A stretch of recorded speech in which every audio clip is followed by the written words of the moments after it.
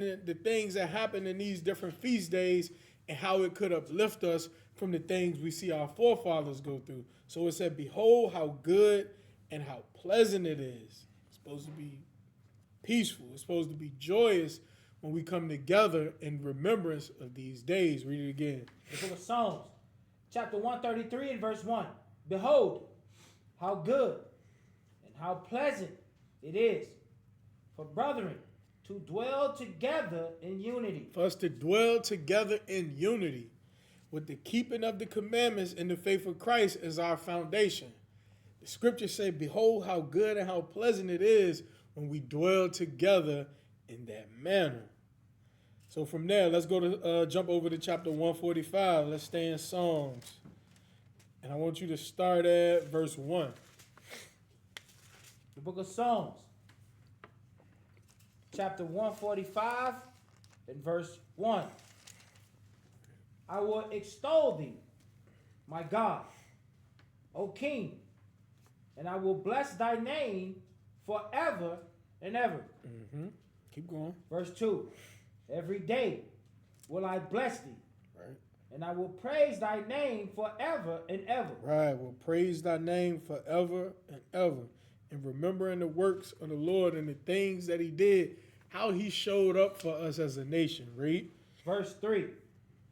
Great is the Lord, and greatly to be praised. Right. Great is the Lord, and he's greatly to be praised above all these false idols that we see in our people praise today. Great is the Lord, he's greatly to be praised, because we can look back in history and see how he showed up. We can see how he was there for us. So he's greatly to be praised. And that's something that even we should take pride in that now, seeing the time of the year that we in is known as the time of a great time of idolatry. You got Thanksgiving, you got Halloween, Thanksgiving, then Christmas coming. So that's all on people's mind. But all praises that instead of remembering that, we're forgetting it, and we keeping the feast that the Lord set up.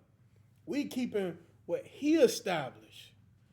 We keeping what the scriptures call holy, what the scriptures say is a memorial, what the scriptures say we should remember.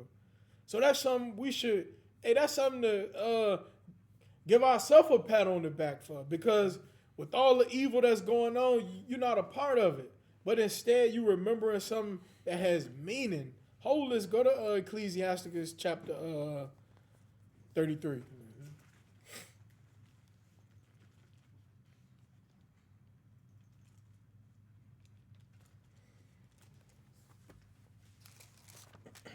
And I want you to start at verse 7. All praises that we know what we worship, because there's people out here just lost. The book of Ecclesiasticus, chapter 33 and verse 7. Why doth one day excel another? All right, why doth one day excel another? Read. When as all the light of every day is in, the year is of the sun. Right. Verse 8. By the knowledge of the Lord, they were distinguished. Right. This how one day excel another. It's by the knowledge of the Lord. He sets him up. He lets us know what's holy. Read. By the knowledge of the Lord, they were distinguished. And he altered seasons and feasts. Right. He altered seasons and feasts. It's not something that man's supposed to set up. Even though that's what you see in the world today, that's how we see how far the world has gotten from the knowledge of the Most High and why the world is in so much chaos. So a round of applause for us for trying to do what the Lord told us to do. Read. Verse 9. Some of them have he made high days. Right, like the Feast of Dedication. A high day. Read. And hallowed them. Right, he hallowed them. They're made separate from ordinary days or regular days. Read.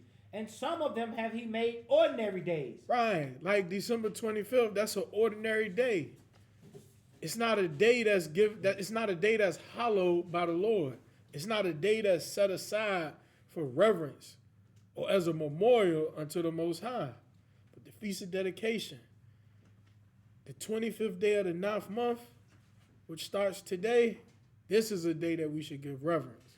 So go back to Psalms 145. And now I want you to read, you can read verse 3 again.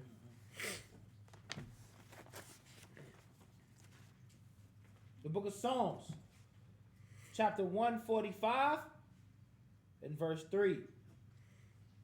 Great is the Lord, and greatly to be praised. Mm-hmm. And his greatness is unsearchable. Right, his greatness is unsearchable. Read. Verse 4. One generation shall praise thy works to another. Right. One generation shall praise thy works unto another. And that's how we got to keep this going. From one generation to another. Never forgetting. Read. One generation shall praise thy works to another. Mm-hmm. And shall declare thy mighty acts. And shall declare thy mighty acts. Because through all of these great kingdoms, the Lord has shown his mighty acts. Read. Verse 5. I will speak of the glorious honor of thy majesty. Mm-hmm. And of thy wondrous works. And of thy wondrous works. And that's what we see through different feast days. The wondrous works of the Lord. How he showed up for his people. How he punished the nations for things they've done against his people. Read. Verse 6. And men shall speak of the might of thy terrible acts. Right, and men shall speak of the might of thy terrible acts.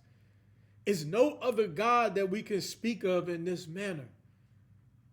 Because no other God has ever shown itself to be a God, but the Most High, but the God of Israel. That's why he's worthy of praise. Read. And men shall speak of the might of thy terrible acts. Mm-hmm. And I will declare thy greatness. And I will declare thy greatness. Read. They shall abundantly utter the memory of thy great goodness. Right, and that's what we do as we go throughout these feast days. We give memory to the great things that the Lord has done. Right? And shall sing of thy righteousness. Right, and shall sing of thy righteousness. So from there, go to Ecclesiasticus chapter 51. You know what? Before you go to Ecclesiastes, well, go ahead and go to Ecclesiastes 51 first. I just thought about something. It's a scripture I go to all the time. Ecclesiastes 51, and I want you to start at verse 1. The book of Ecclesiasticus, chapter 51 and verse 1. I will thank thee, O Lord, and King, and praise thee, O God, my Savior. Right. I do give praise unto thy name. Verse 2. For thou art my defender and helper. Thou art my defender and helper. This is why we trust in the Most High. And it's what we see throughout history in the trying times that our people face. Just like when you read in Ecclesiastes chapter 2. It said, whoever trusts in the Lord and was confounded. Read. For thou art my defender and helper, and hast preserved my body from destruction, and from the snare of the slanderous tongue. Right, and from the snare of the slanderous tongue. Read.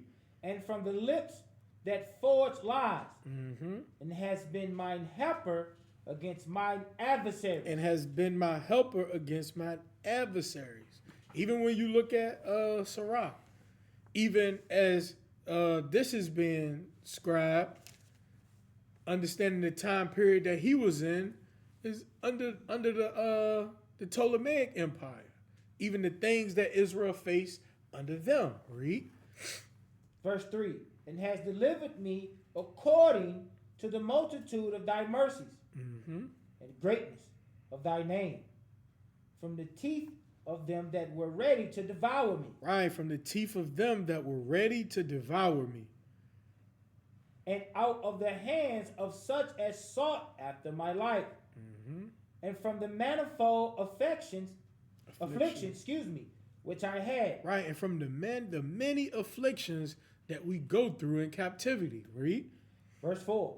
From the choking of fire on every side, and from the midst of the fire, which I kindled not, from the depth of the belly of hell, from an unclean tongue, and from lying words.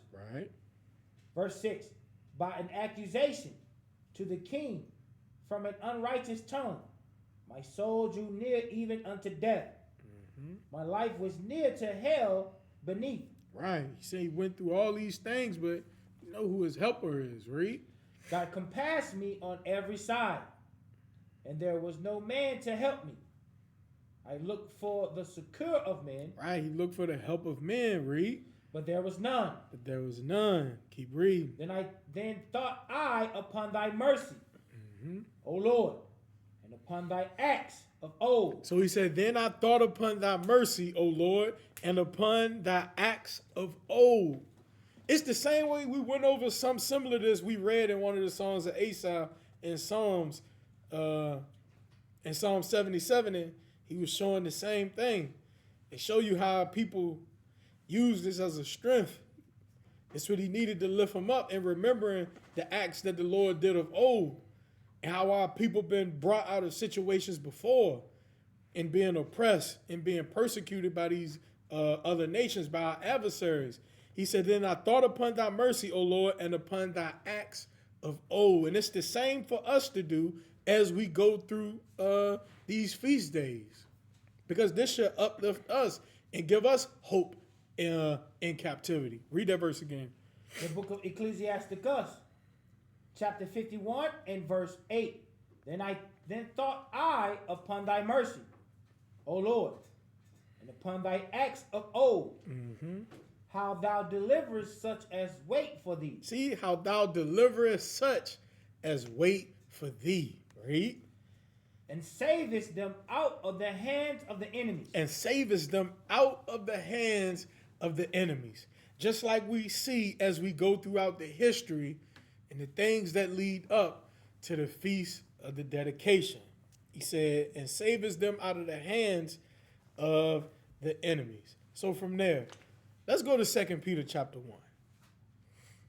Because when we read about the Feast of Dedication and the things that led up to it, it's many historical events. But it assures us how perfect that this word is. 2 Peter chapter 1, and I want that first part of verse 19. The book of 2 Peter, chapter 1 and verse 19.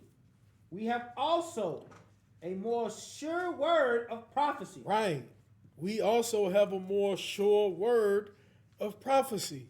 And that's what we're going to see even as we go throughout these events that led up to the Feast of Dedication, because they're all documented in this Bible.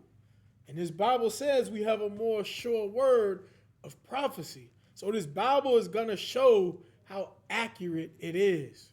We're going to see how perfect the word of the Lord is as we go throughout these events. From there, go to Isaiah chapter 42.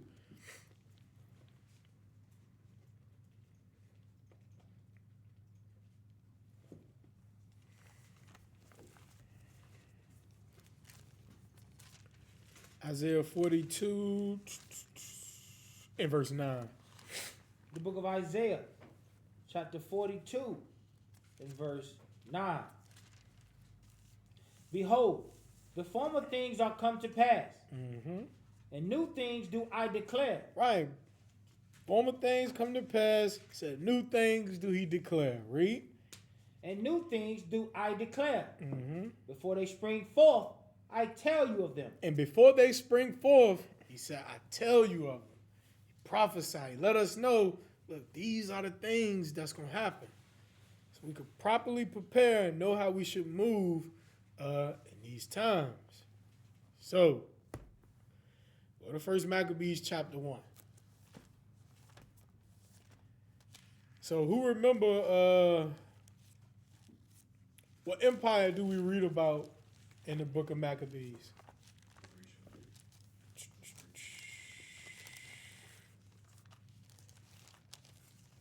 Be more specific. The Seleucid Empire. And what? So I know this would be after the Feast of Dedication, but what dynasty do we read about in the book of Maccabees? We went over it, so I'm just saying if y'all.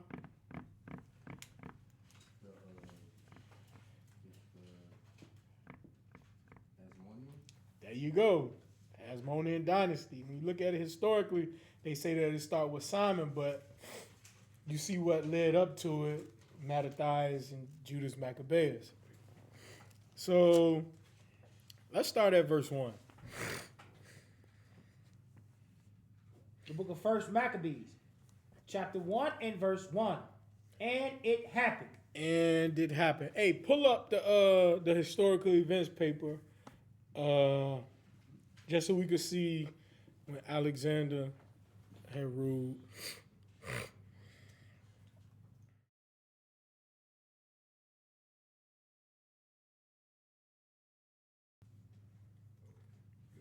Because this Alexander that we're reading about is the one everybody know of. They call him Alexander the Great. He's documented in the Bible for everybody that don't think this history is accurate. So read verse 1. The book of 1 Maccabees, chapter 1 and verse 1. And it happened after that, Alexander, son of Philip, the Macedonian. Right, son of Philip the Macedonian. Under Philip, Philip gathered the Greek states. He gathered them together. He came up with a lot of the war plan, and he passed it down to Alexander. Read. Who came out of the land of Shittim, has smitten Darius, king of the Persians and Medes. Right, he has smitten Darius, the king of the Persians and the Medes. Read. That he reigned in his stead the first over Greece. And he reigned in his stead the first over Greece. So you could take that down. Now, from there, let's go to the come back to us. Go to 2 Maccabees chapter 2.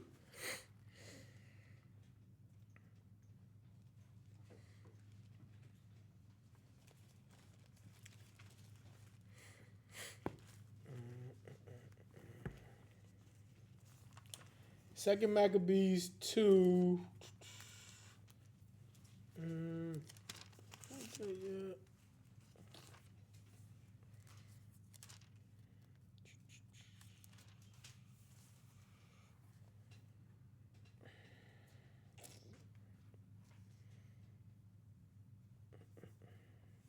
Yeah, Second Maccabees chapter 2 and start at verse 13. The book of 2 Maccabees, chapter 2 and verse 13.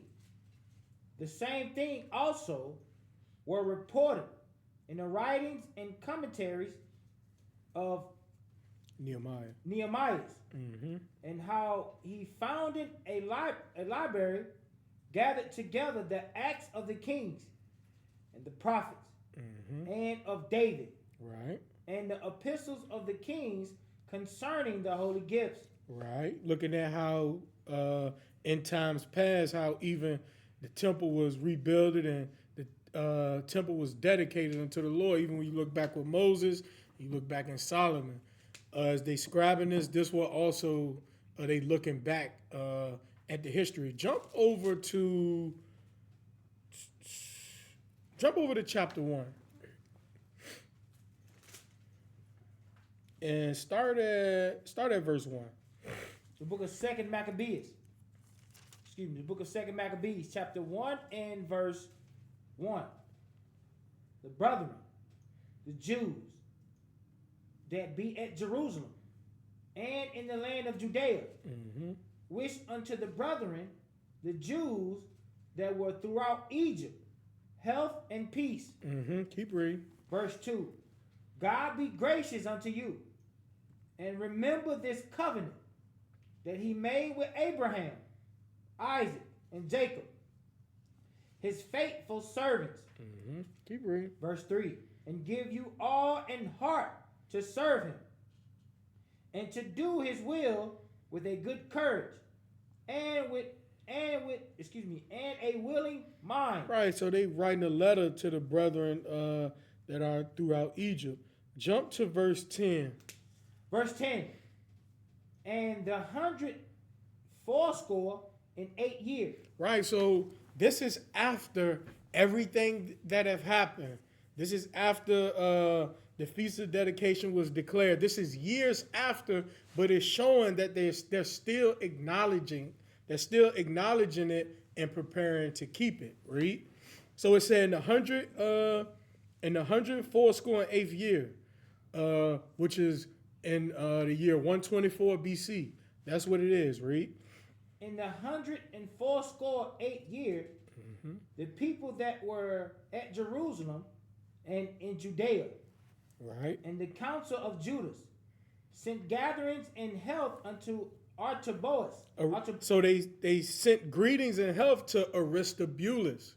Aristobulus is the son of John Hyrcanus. That's his son, the one that we always read about, the one that's mentioned in the book of Josephus for conquering Idumea and converting them to keeping our laws. Same John Hyrcanus you read about in 1 Maccabees 16, but this is his son Aristobulus. Read. And sent greetings and health unto Aristobulus, King Ptolemy, master, who was at the stock of the anointed priests. Right. And to the Jews that were in Egypt. Right. This is that same lineage from Mattathias. Jump to verse 18. Verse 18. Therefore, whereas we are now purposed to keep the purification of the temple upon the 25th day of the month Caslu. Right. So we see even after time passed, they're still keeping it. So go back to chapter 2. And now you can read verse 14. The book of 2nd Maccabees, chapter 2 and verse 14. In like manner also, Judas gathered together all those things that were lost by reason of the war he had, and they remain with us. Right, so he's showing the same way even in times past. He mentioned like with Nehemiah, times past when the temple was dedicated to the Lord and things were brought that were taken. He's showing the same thing happen as they looking back into history, saying like manner also with Judas. Read. Verse 15. Wherefore, if ye have need thereof, send some to fetch them unto you. Whereas we went then are about to celebrate the purification. Right. He said, whereas we then are about to celebrate the purification. So they're still celebrating it. Right. Whereas we then are about to celebrate the purification. We have written unto you, and ye shall do well if ye keep the same days. Right. You should do well if you keep the same days. Read. Verse 17. We hope also that the God that delivered all his people and gave them all an inheritance and the kingdom and the priesthood and the sanctuary, as he promised in the law, will shortly have mercy upon us and gathered us together out of every land under heaven into the holy place. You see what he said? As he promised in the law, will shortly have mercy upon us and gather us together out of every land under heaven. This is what our people saying in these times. Why? Because even then we're scattered, we're in captivity, so they have that hope that the Lord gonna gather them back. Read. For he hath delivered us out of great troubles. And have purified the place. Right, for you have delivered us out of great troubles and purified the place. Read. Now concerning Judas Maccabeus and his brethren, and the purification of the great temple, and the dedication of the altar. And the dedication of the altar. These are the things that we're going to go over tonight, the things that led up to it and the things that took place. Read. And the wars against Antiochus Epiphanes, and Eupator his son. Right. And the manifest signs that came from heaven unto those that behaved themselves manfully, to their honor for Judaism. Right, for their laws. Read. So that being but a few, they overcame the whole country, and chased barbarous multitudes. Right, and chased barbarous multitudes in the different war acts that we see throughout the book of Maccabees. Read. Verse 22. And recovered again the temple renowned all the world over, and freed the city. See how the temple was looked at? It said in the temple that was renowned all over the world. Read. Renowned all the world over, and freed the city, and upheld the laws which were going down, the Lord being gracious unto them with all favor. All these things, I say, being declared by Jason of Cyrene in 5 books. He said all these things being declared in 5 books. This was a lot of history over this time period. Read. We will essay to abridge in 1 volume. Right. He said they have to try to shorten it without losing the sense of it. But they have to be able to shorten it to be able to get everything in. Read. For considering the infinite number and the difficulty which they find that desire to look into the narrations of the story, for the variety of the matter. Right, it was a lot going on. Read. We have been careful that they that will read may have delight, and that they that are desirous to commit to memory might have ease, and that all into whose hand it comes might have profit. Right, read the next verse. Verse 26, therefore to us that have taken upon us this painful labor of abridging. Right, he said it's hard being able to try to shorten this. Read. It was not easy, but a matter of sweat and watching, even as it is no ease unto him that prepareth a banquet and seeketh a benefit of others. Yet for the pleasuring of many, we will undertake gladly this great pains. Right, keep reading. Even to the author, the exact handling of every particular, and laboring to follow the rules of an abridgment. Right, making sure they don't leave nothing out, being able to keep the context intact. Read. For as the master builder of a new house. Jump down and just read verse 32. Verse 32.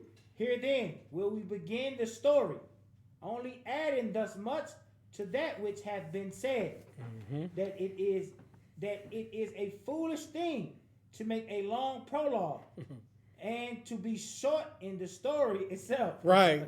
He said, hey, ain't no need for me to keep talking and then have to make the story short. Right. So from there, now let's go back to 1 Maccabees chapter 1 and read verse 1 again. But it's just showing you the amount of history that's really compacted into the book of Maccabees. It's a whole lot of history. A whole lot. Even just from 1 Maccabees, when you look at just from the time period in 1 Maccabees, just from when you start with Antiochus to the end, it covers a 40-year time period.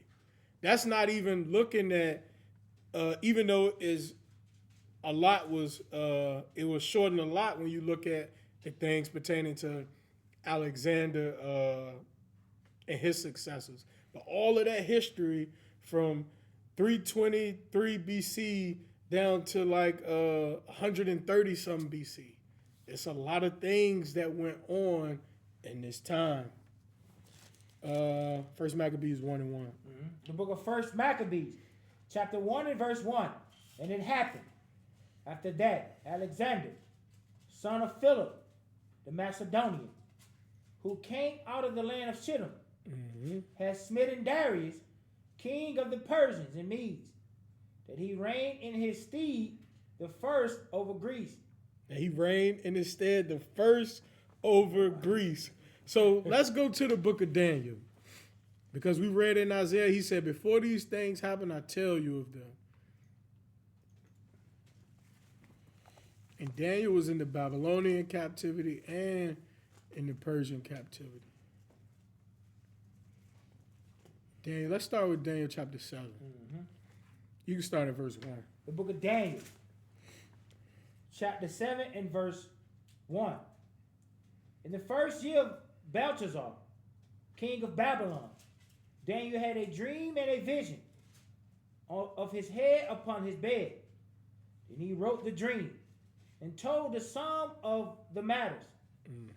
Daniel spake and said, I saw in my vision by night, and behold, 4 winds of the heaven strove upon the great sea, and 4 great beasts came up from the sea, diverse one from another. So Daniel had a dream. This is a vision.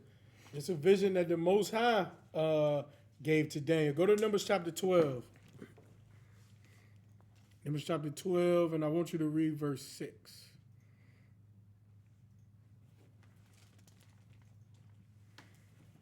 Book of Numbers, chapter 12 and verse 6. And he said, hear now my words. If there be a prophet among you, I the Lord will make myself known unto him in a vision, and will speak unto him in a dream. Right. This is how the Lord deals with prophets. And this is what we see with Daniel as we read in Daniel chapter 7. So let's go back to Daniel chapter 7 and read verse 3 again. The book of Daniel, chapter 7 and verse 3. And 4 great beasts came up from the sea, diverse one from another. Right. 4 great beasts came up from the sea, diverse one from another. Read. Verse 4. Y'all know what these beasts represent? These beasts represent different kingdoms. Read. Verse 4. The first was like a lion, and had eagle's wings. Right. I beheld, till the wings thereof were plucked, and it was lifted up from the earth, and made stand upon the feet as a man, and a man's heart was given to it. Right. So what kingdom is this? How you know?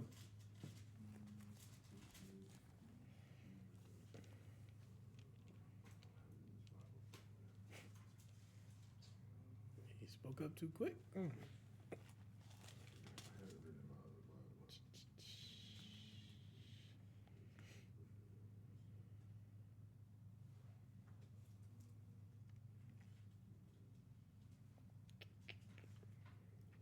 Go to Jeremiah chapter 4.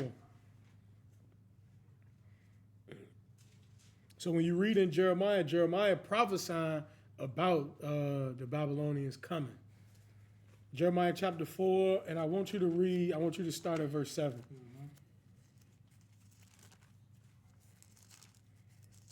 The book of Jeremiah, chapter 4 and verse 7. The lion is come up from the thicket. Right, the lion has come up from the thicket. Read. And the destroyer of the Gentiles is on his way. Right, because he was given dominion over other kingdoms. Read. He is gone forth from his place to make thy land desolate, and to thy cities shall be laid waste. Right, so he's prophesying that the Babylonians going to come and they're going to lay everything waste. Go back to Daniel 7. Yep, you read verse 4 again. The book of Daniel, chapter 7 and verse 4. The first was like a lion and had eagle's wings. I beheld till the wings thereof were plucked, and it was lifted up from the earth. Right. and made stand upon the feet as a man, and a man's heart was given to it. Right, keep reading. Verse 5, and beheld another beast, a second, like to a bear, Mm-hmm. and it raised up itself on one side. And it raised up itself on one side. Read. And it raised up itself on one side, and it had 3 ribs in the mouth of it. And it had 3 ribs in the mouth of it. Y'all know what the ribs are?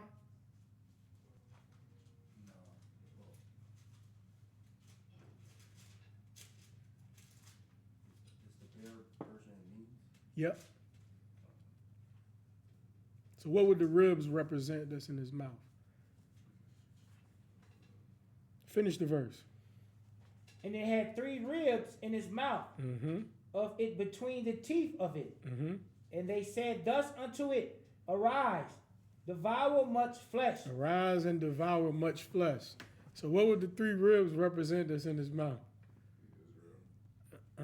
Huh? Go to Isaiah chapter 45.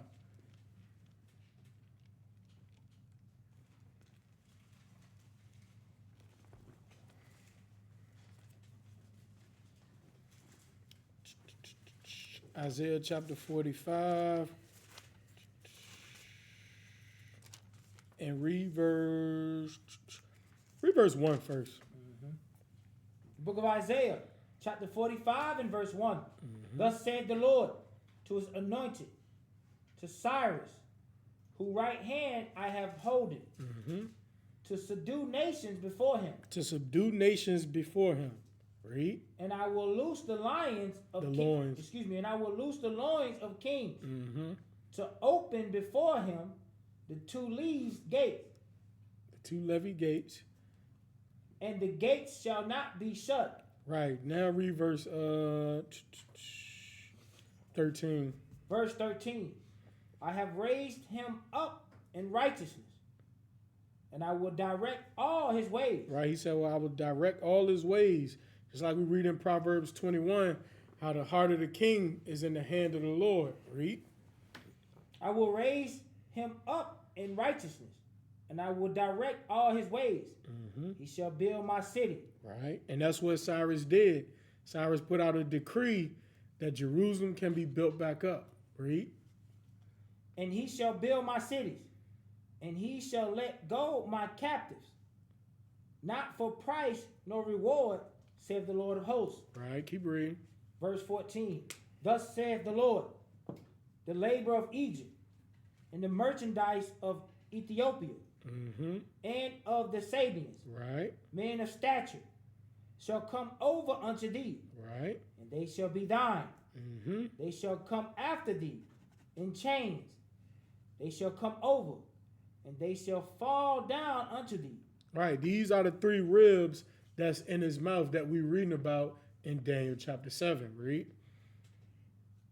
They shall make supplication unto thee, saying, Surely God is in thee, and there is none else, there is no God. Go back to Daniel chapter 7. Now I want you to read verse 6.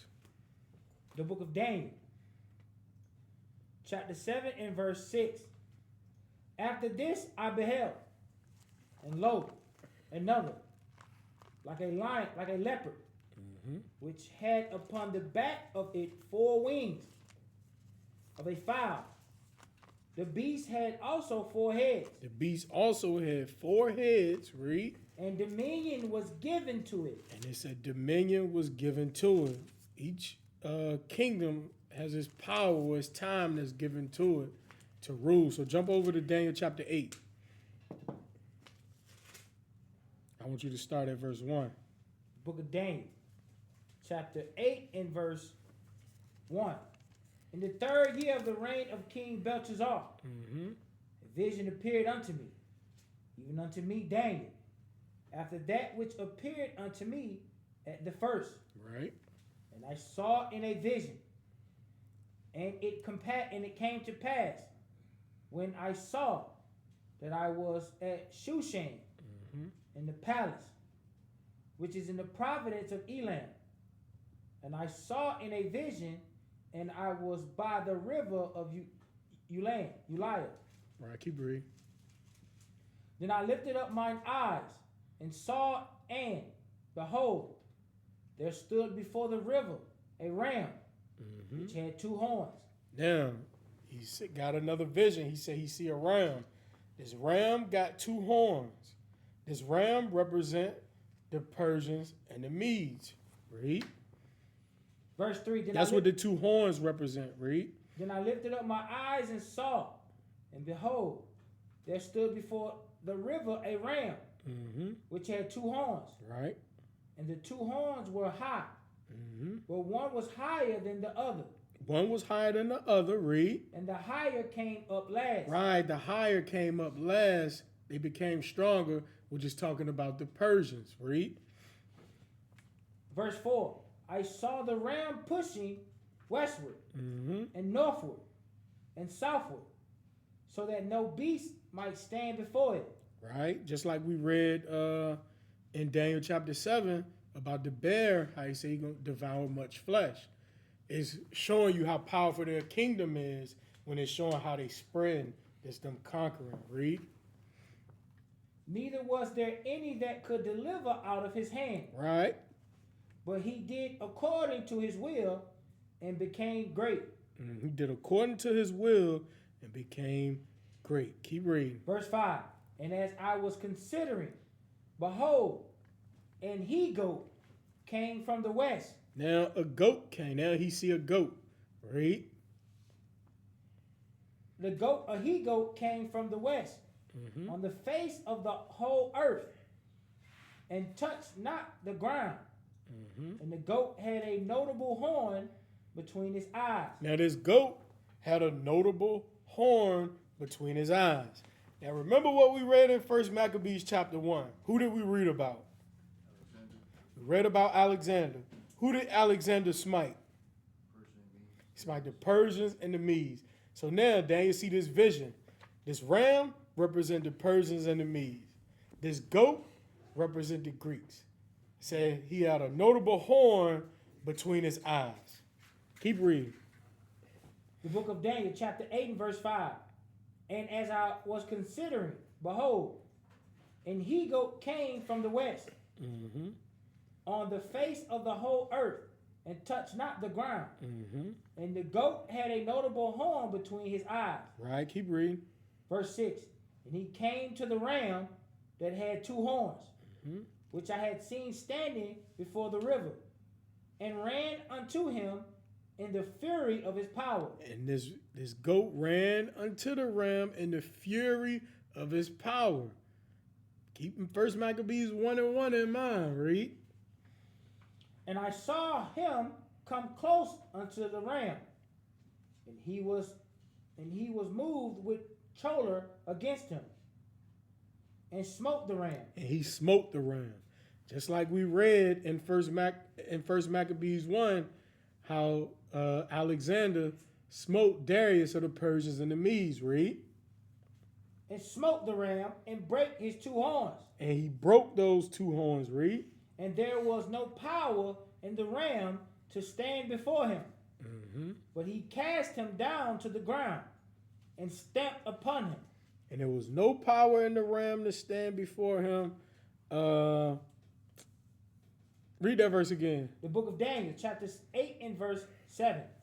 And I saw him come close unto the ram, and he was moved with choler against him, and smote the ram, and brake his two horns. Right.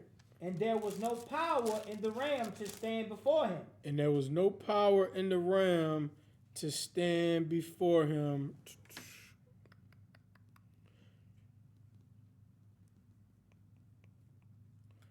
Go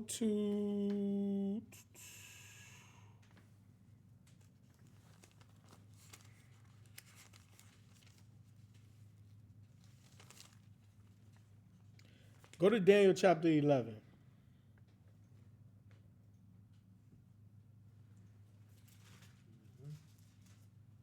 And I want you to start at verse 1. The book of Daniel, chapter 11 and verse 1. Also in the first year of Darius, the Mede, even I stood to confirm and to strengthen him. And now will I show thee the truth. Behold, there shall stand up yet 3 kings in Persia, and the fourth shall be far richer than they all. And by his strength, through his riches, he shall stir up all against the realm of Grecia. Start what up on it. Hold on.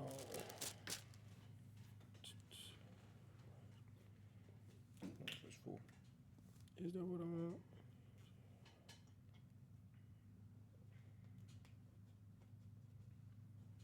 Nope.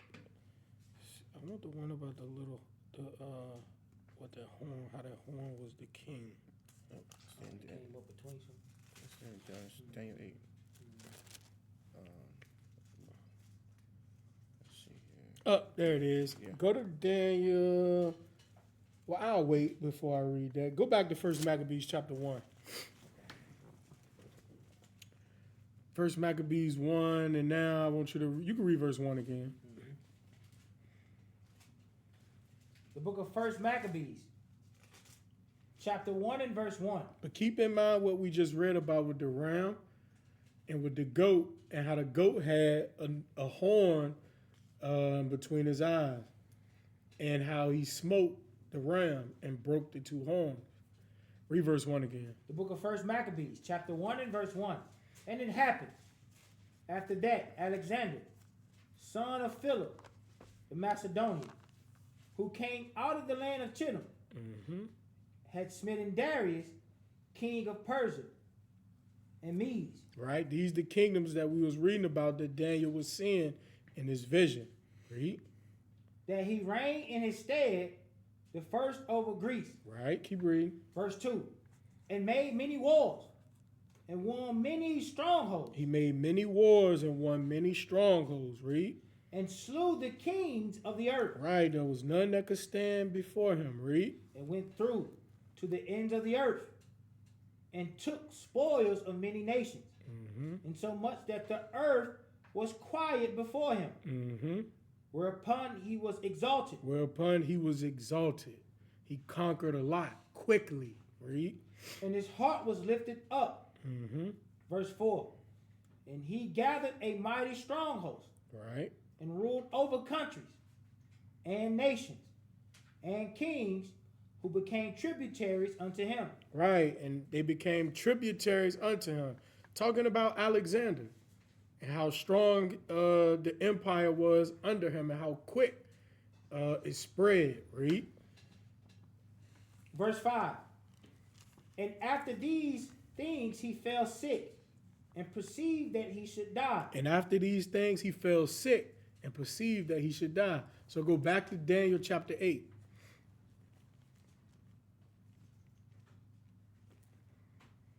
And now I want you to read verse 8. The book of Daniel, chapter 8 and verse 8. Therefore, the he-goat waxed very great, Right, the he-goat waxed very great. This is exactly what we just read in 1 Maccabees. In 1 Maccabees, the vision is coming to life. Read. and the he-goat waxed very great. And when he was strong, the great horn was broken. And when he was strong, when the he-goat was strong, talking about the Greeks with Alexander, it said that horn was broken. Talking about Alexander, just like we just read, it said he perceived that he should die. So that great horn was broken. Read. And when he was strong, the great horn was broken. And for it came up 4 notables. One toward the 4 winds of heaven. It's saying, for it came up 4 notable ones. So from Alexander, it said 4 notable ones are going to come up after he died. 4 notable ones going to come up from this great horn once it's broken, when it dies. Read. Verse 9. Well, from there, Go to verse 20. The book of Daniel, chapter 8 and verse 20. Now, this is going to explain what we was just talking about from earlier in chapter 8. Read. The book of Daniel, chapter 8 and verse 20. The ram which thou sawest, The ram that he saw by the river when we was in Daniel 8 in verse 3 and 4. Read. the ram which thou sawest, having two horns, are the kings of Media and Persia. He said this ram with the two horns represent the Medes and the Persians. Read. And the rough goat, And the rough goat that he saw that came and smoked the ram, like we see Alexander smite Darius, the king of the Persians and the Medes. Read. and the rough goat is the king of Grecia. And the rough goat is the king of Grecia. Who was the first king of Greece? Alexander. This is what Daniel's seeing. What Daniel's seeing is actual history that we can look up. Because this is around 500 and something BC. When it happened, Daniel is prophesying about something that's happening 200 and some years later. That's what he's prophesying about. So this is a couple hundred years later when we reading about it in the beginning of First Maccabees with Alexander. Read. And the rough goat is the king of Grecia. Mm-hmm. And the great horn that is between his eyes is the first king. And the great horn that's between his eyes represents that first king of Greece. Go back to First Maccabees chapter 1, and I want you to read verse 1 again. We're going to come right back to Daniel 8. The book of First Maccabees, chapter 1 and verse 1. And it happened after that, Alexander, son of Philip, the Macedonian, who came out of the land of Chittim, had smitten Darius, king of the Persians and Medes. This is exactly what we just read about in Daniel 8 and 20 and 21. Read. That he reigned in his stead the first over Greece. First over Greece. Now we know this what Daniel prophesied about. That one, that first king, that horn, that smote Darius of the Persians and the Medes. Go back to Daniel 8 and read verse 21 again. The book of Daniel, chapter 8 and verse 21. And the rough goat is the king of Grecia. And the rough goat is the king of Grecia. Read.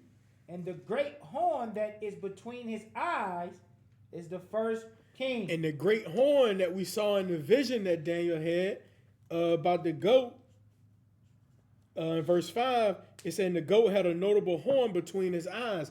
That's Alexander. That's what Daniel was seeing in his vision. Y'all see that from when we just read it in First Maccabees? Y'all got it? Keep reading. Verse 22. Now that being broken, Now it's talking about that horn being broken. Read. whereas four stood up for it. Now, once that horn is broken, four horns or four notable ones gonna come out from that horn. Read. 4 kingdoms. And these four notable ones that we read about earlier, they represent 4 kingdoms. So out of these 4 notable ones that spring up when this horn is broken, who is the horn? So when Alexander dies, 4 is going to come out of him. And these 4 are going to establish kingdoms. That's what Daniel's vision is showing us. Read. Now that being broken, whereas 4 stood up for it, 4 kingdoms shall stand up out of the nations, They all going to be Greeks. Read. but not in his power. Right, but they not going to be in the same power as Alexander. They don't reach his level of power because Alexander spread it and conquered quick. And then he died. So let's go back to 1 Maccabees chapter 1. And I want you to read verse 5. So we see Alexander, he made many wars. We see he conquered. He gathered a mighty strong host. He ruled over countries, kings, nations, and they became tributaries unto him. And read verse 5. The book of Maccabees, the book of 1 Maccabees, chapter 1 and verse 5. And after these things he fell sick and perceived that he should die. What is this showing us in verse 5? It said he perceived that he fell sick and he perceived that he should die. What is this telling us from what we read already? From what we read in Daniel. What did we read in Daniel about that horn, that first king? What did it say was going to happen with it? It was going to be broken. So after same way we read about the conquering in Daniel, how the goat was great, how he smote the ram. Now it said that horn was going to be broken. So as we read about that horn, because we know now this horn is Alexander. So now what's happening with that horn? He's ready to what? He's ready to die. Okay, and what did Daniel say was going to happen from his vision when that horn is broken? Exactly. 4 was going to rise up. Let's see. Keep reading. Verse 6. Wherefore he called his servants, such as were honorable and had been brought up with him from his youth. Right, so it said he called his servants such as were honorable and had been brought up with him from his youth. Read. And parted his kingdom among them. And he parted his kingdom among them. Read. While he was yet alive. While he was yet alive. Read. Alexander reigned 12 years and then died. And then he died. The horn was broken. Just like the vision the Lord gave to Daniel. It was true. Read. Verse 8. And his servants bear rule, every one in his place. And they bear rule, every one in their place. Read. And after his death, they all put crowns upon themselves. And they put crowns upon themselves. Read. So did their sons after them many years. Right. And evils were multiplied in the earth. Right. Because they begin to fight. They begin to war. Pull up the historical event sheet. So what we see in First Maccabees is literally showing us the history of what happened in this time. So when he died, it said he called his servants unto him. It said he parted his kingdom among them. It said they put crown upon themselves. So in history, these servants that he parted his kingdom to are called the Diadochi. Diadochi means successors. They're the successors of Alexander. So when we read about it in Daniel, what came out was 4. But historically, when you look at it, it's a way it got to only 4. The way it got to only 4 is through war, because he had more than 4 successors. So I'm going to read about it. I got it right here. It said the Macedonian generals and administrators who succeeded after Alexander the Great. Alexander's empire, the largest that the world had known to that time, was quickly built. At his death in 323 BC, it disintegrated even more quickly. Alexander's more important followers, later known as the Diadochi, which means his successors, sought to increase their personal power in a bloody scramble. So they started fighting for lands or power, where they're gonna rule. It said chief among them was Cassander, Perdiccas, Eumenes, Craterus, Antigonus, Ptolemy, Seleucus, and Lysimachus. These were the chief ones, and they started fighting. So, as we read in First Maccabees. We read in Daniel. It said it was going to become 4 out of those successors, the ones that we see he parted his kingdom among. Scroll down some more, a little more. Right there, the most.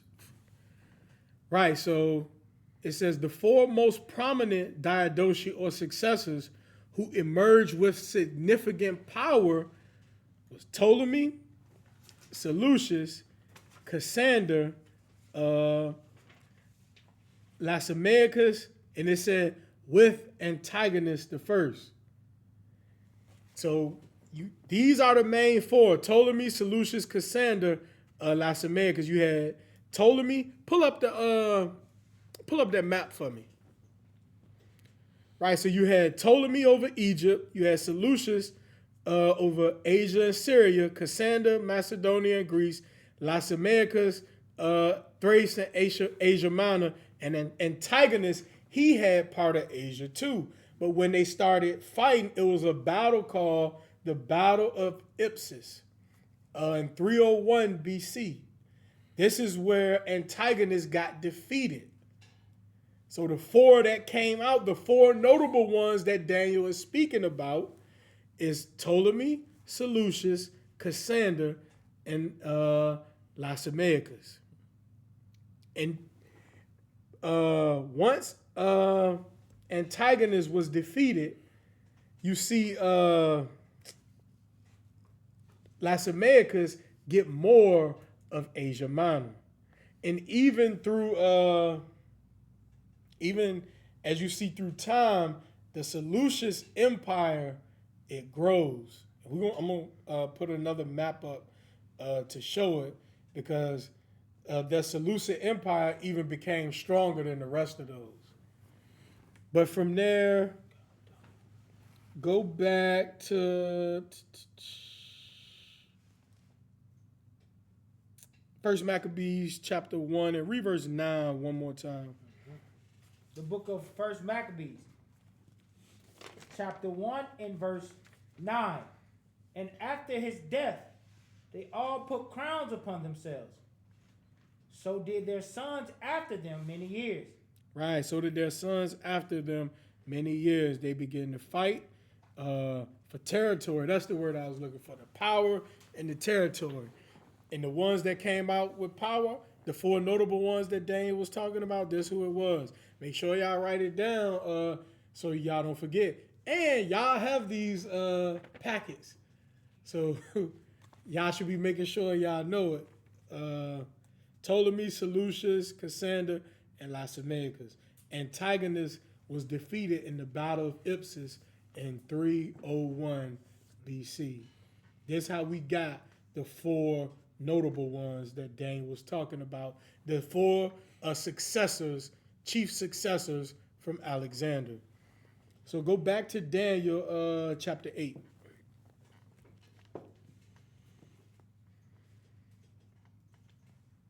Daniel 8. And now I want you to read verse 8 again. The book of Daniel, chapter 8 and verse 8. Therefore the he-goat waxed very great. And when he was strong, the great horn was broken. All right, so who was the great horn that was broken? All right, keep reading. And for it came up four notable ones toward the four winds of heaven. Now, who are these four successors?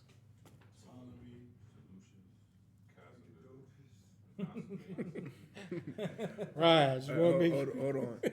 Abraham. Who is it? put the names. Lasameacus, Cassander. Cassandra, yeah. Right. And Seleucus, right. Read verse 9. I know them names, something else, boy. That's a Yeah. I thought you said Macadocious. Who was that? Right. All praises. We know them names hard, man. You want 8 or 9? 9. The book of Daniel, chapter 8 and verse 9. And out of one of them came forth a little horn. Now, out of one of these four successors, there's going to come a little horn. Read. So a ruler is going to rise up out of one of those four successors. Read. Which waxed exceedingly great. And he's going to wax exceedingly great. Read. Toward the south. And toward the east. And toward the pleasant land. Right. He's going to expand. He's going to be trying to conquer. Read. And it waxed great.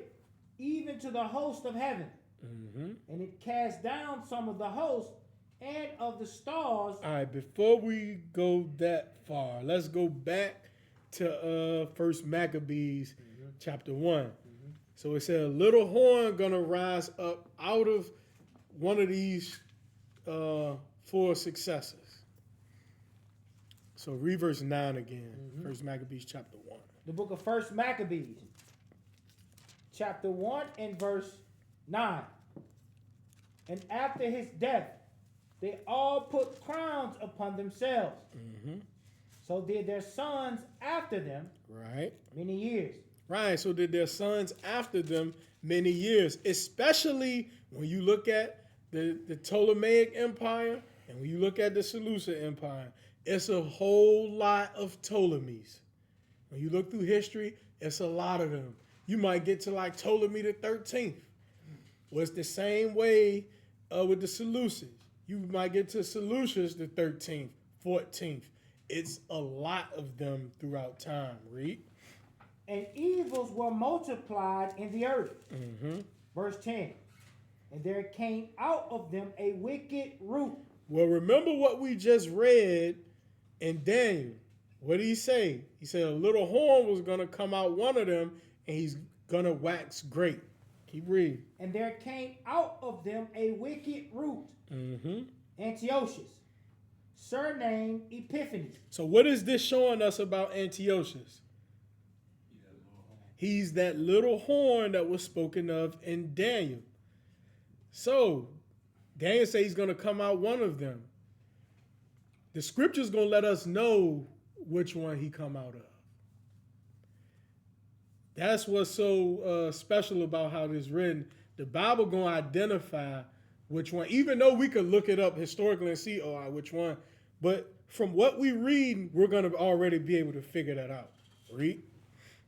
Verse 10. And there came out of them a wicked root, Antiochus, surnamed Epiphanes, son of Antiochus, the king. Right, and he was the son of Antiochus, the king.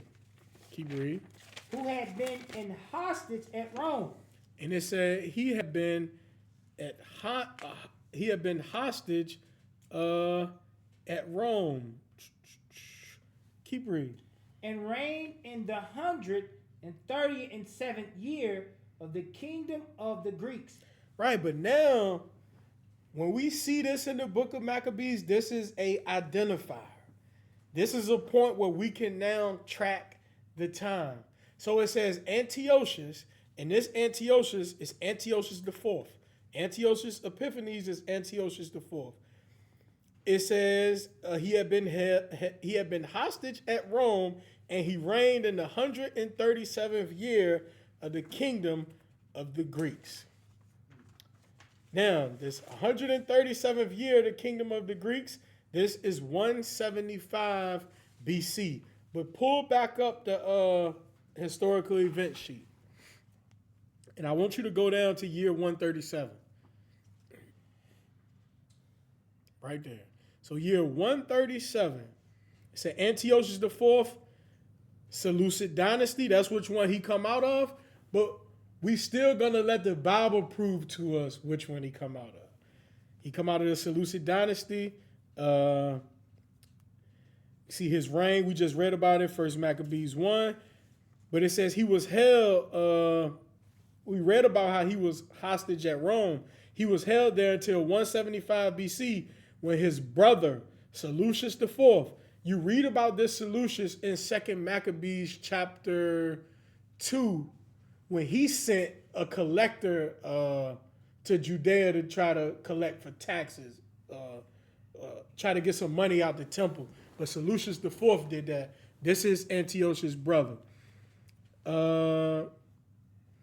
It said when his brother Seleucus IV secured his release in exchange for his own son Demetrius, this Demetrius you read about in 1 Maccabees chapter 7. They all family. Antiochus IV then returned to claim the Seleucid throne after his brother was assassinated. So when Seleucus IV was assassinated, Antiochus IV took the throne, becoming king himself. Scroll back up to I want this year. Let me make sure that's what I want. Yep. So, this is how we find out. This is how we could look at it from the time that's being shown to us and know what empire that's talking about. So, when it says the 137th year of the kingdom of the Greeks, it's something that happened with Seleucus when he came into power, or when the Seleucid Empire came into power.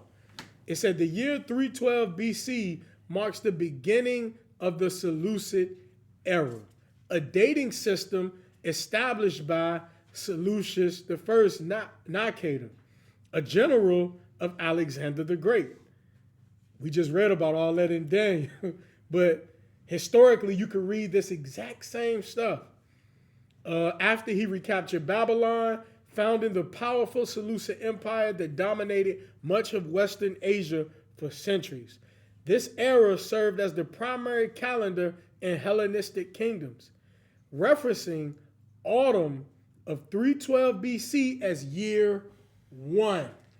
So around fall in 312 BC, this is known as the Seleucid era calendar.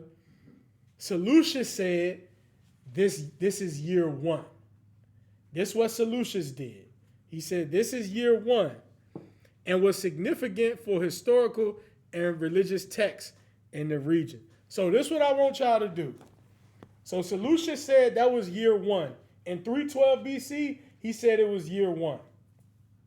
So right here, Antiochus is of the Seleucid Empire, and it says in the 137th year of the Seleucid Empire, of the kingdom, the 137th year of the kingdom of the Greeks, this one, Antiochus reigned.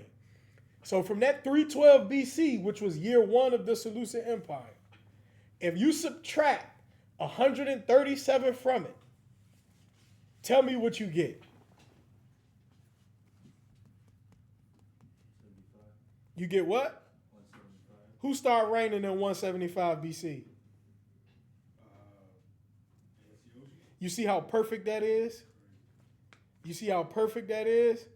This lets you know from this, when the Bible says 137th year, it's talking about the Seleucid Empire. Because in 312 BC, Seleucus said this is year 1. That's what he did. That's what he did. He said this is year 1. So in the 137th year, this 137 years later, so in BC you count down. So if I subtract 137 years, I should get Antiochus. And that's what we get. That's how perfect the Bible is and what it's showing us. It's amazing to me every time. That's amazing that it pinpoints it like that. But from knowing that that's the Seleucid era time, we can now track all the dates throughout the book of Maccabees. So read verse 10 again. The book of 1 Maccabees, chapter 1 and verse 10. And there came out of them a wicked root, Antiochus, surnamed Epiphanes, right, son of Antiochus the king, who had been in hostage at Rome. And he reigned in the 137th year of the kingdom of the Greeks. Right, and he reigned in the 137th year of the kingdom of the Greeks. So it's the same way. If we add 137 to that 175, guess what we get? 312. The start of the Seleucid Empire. Even when you look at the historical events sheet that we got under key points, under significance, it's a major Hellenistic state and dating system for ancient Middle East. So from there, read verse 11. Verse 11. In those days went there out of Israel wicked men who persuaded many, saying, let us go and make a covenant with the heathen that are round about us. Right. For since we departed from them, we have had much sorrow. Right, so in this time of Antiochus, you also had wicked Israelites that wanted to cleave unto the heathen that were ruling and follow their ways. Read. Verse 12. So this device pleased them well. Verse 13. Then certain of the people were so forward herein that they went to the king, who gave them license to do after the ordinance of the heathen. Right, so let's go to 2 Maccabees chapter 4, and I want you to start at verse 7.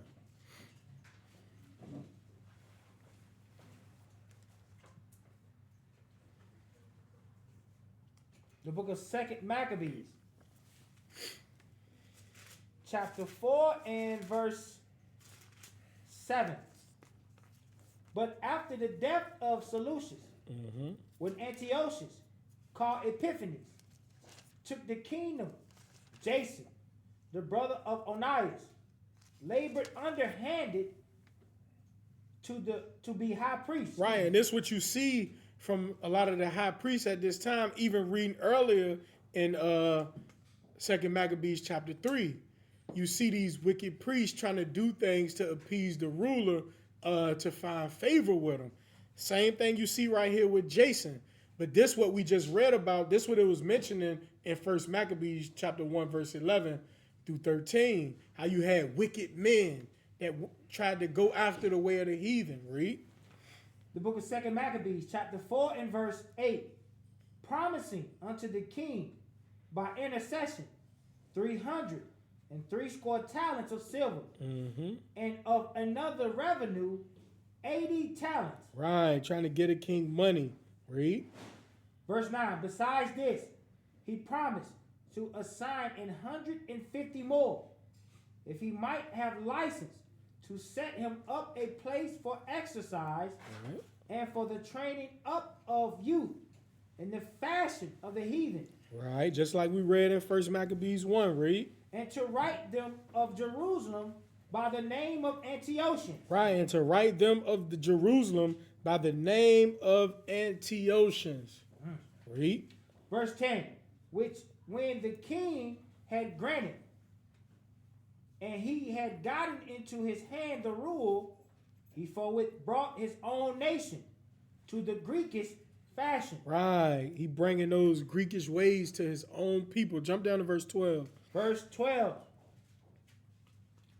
For he built gladly a place of exercise under the tower itself, and brought the chief young men under his subjection, Right, and made them wear a hat. right, going into those Greekish fashions. Read. Verse 13. Now such was the height of Greek fashion, an increase of heathenish manners. Increase of heathenish manners.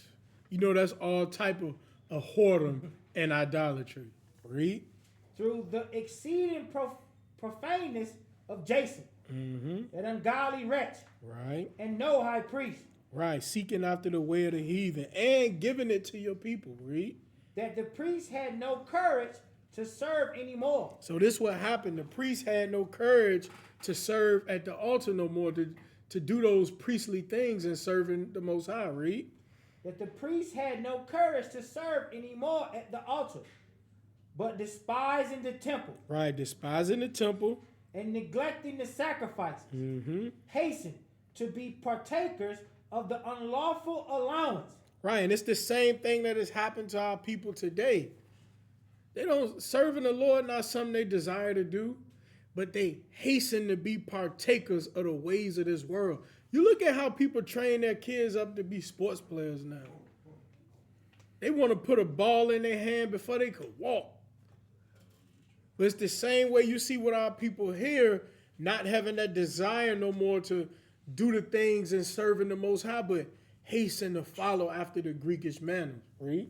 Hasten to be partakers of the unlawful allowance in the place of exercise, Right, after the game of discus, call them forth, right. Keep reading. not setting by the honors of their fathers, Right, not following or keeping the honors of your fathers. Read. but likening the glory of the Grecians best of all. Like the scriptures tell us that don't love the world. Love not the world.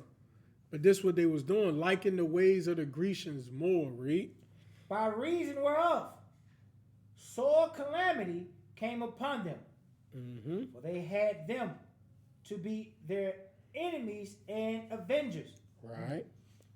whose customs they followed so earnestly. Right. These people, they're enemies, but they say whose customs they follow so earnestly, read.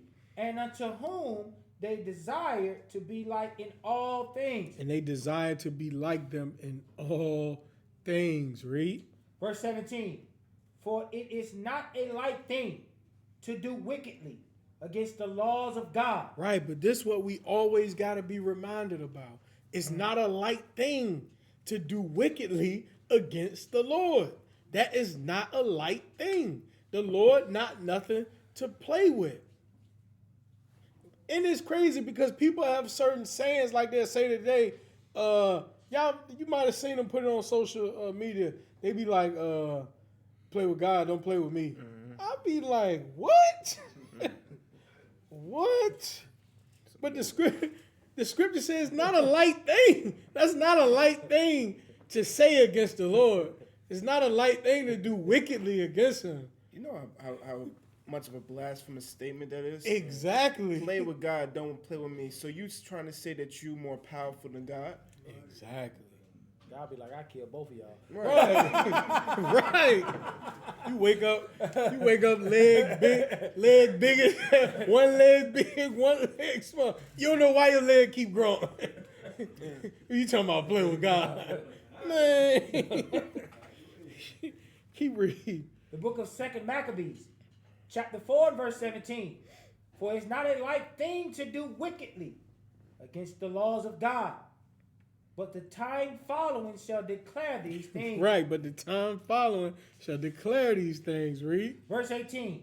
Now when the game that was used every 5th year was kept by Tyrus, the king, being present, this ungracious Jason sent special messengers from Jerusalem who were Antiochians to carry 300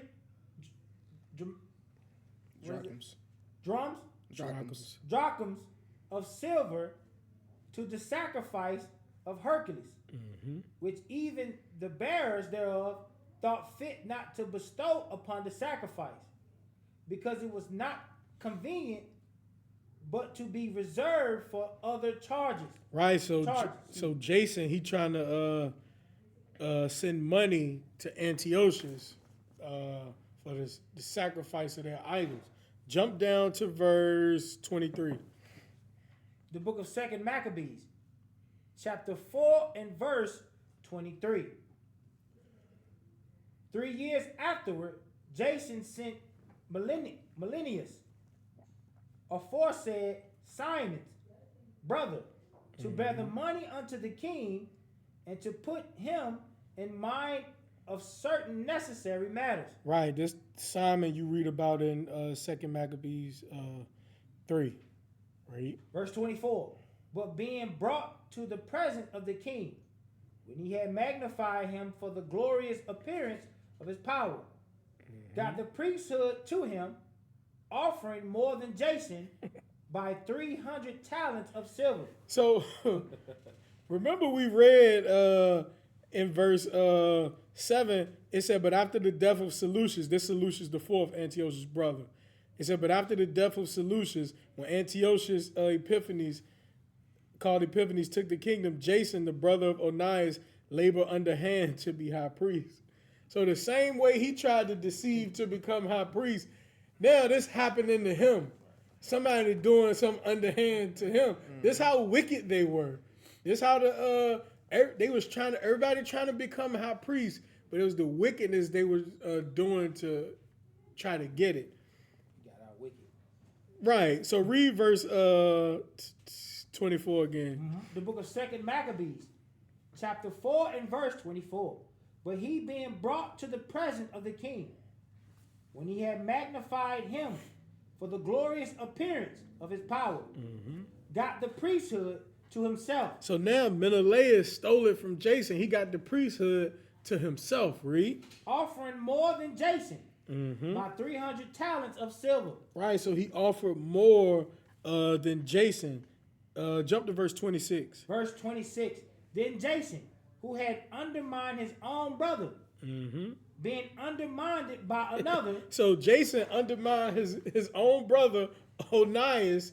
It said now he being undermined by another. Read. was compelled to flee into the country of the Ammonites. Right, so he was compelled to flee. Jump over to 2 Maccabees chapter 5 and read verse 1. The book of 2 Maccabees, chapter 5 and verse 1. About the same time, Antiochus prepared his second voyage into Egypt. So about this time, Antiochus prepared his second voyage into Egypt. Go to 1 Maccabees chapter 1.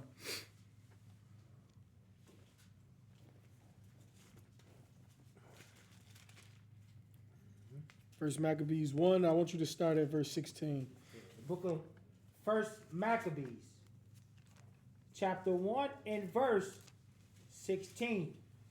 Now, when the kingdom was established before Antiochus, he thought to reign over Egypt, that he might have dominion over 2 realms. All right. Verse 17. Wherefore he entered into Egypt with a great multitude. Right, so it said, now when the kingdom was established before Antiochus, he thought to reign over 2 kingdoms. He thought to reign over Egypt, that he might have dominion over 2 realms. Hey, pull up the video with the map of the kingdoms of the Seleucid Empire. I forgot to show y'all this. But even when we looked at Seleucus, when it started in 312 BC,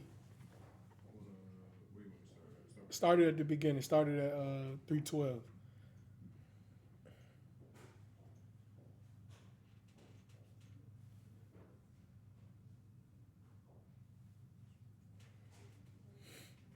That's 312. Now watch as it go down to 301, because that's that battle of Ipsus that we talked about. And you can see that orange, that's the Seleucid Empire. That's how much they were covering. Now go to 175. This one, Antiochus is ruling. Hey, make it bigger on the screen for the people to see. Yeah. Yep. Oh, it's not going to show. Okay.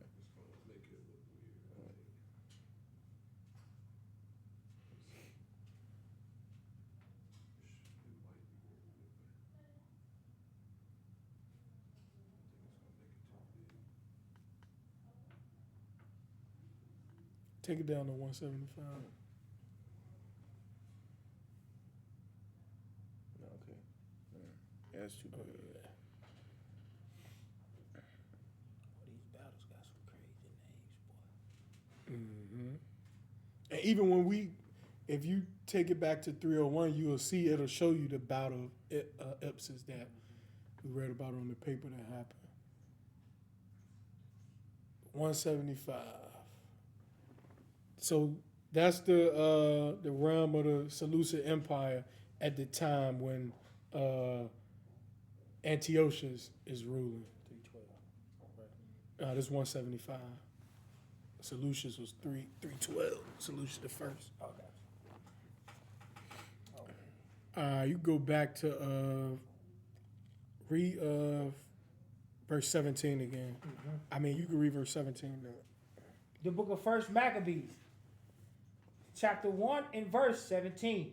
Wherefore he entered into Egypt with a great multitude, with chariots and elephants and horsemen and a great navy, and made war against Ptolemy, king of Egypt.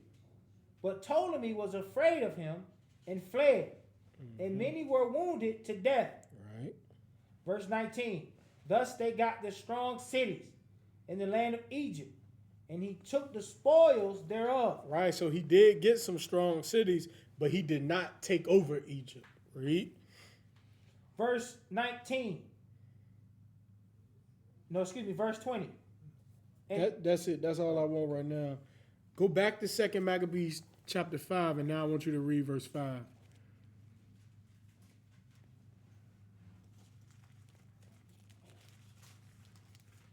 The book of 2nd Maccabees, chapter 5 and verse 5. Mm-hmm. Now when there was gone forth a false rumor. So as Antiochus going out the war, it said there went out a false rumor. Read. There went out a false rumor as though Antiochus had been dead.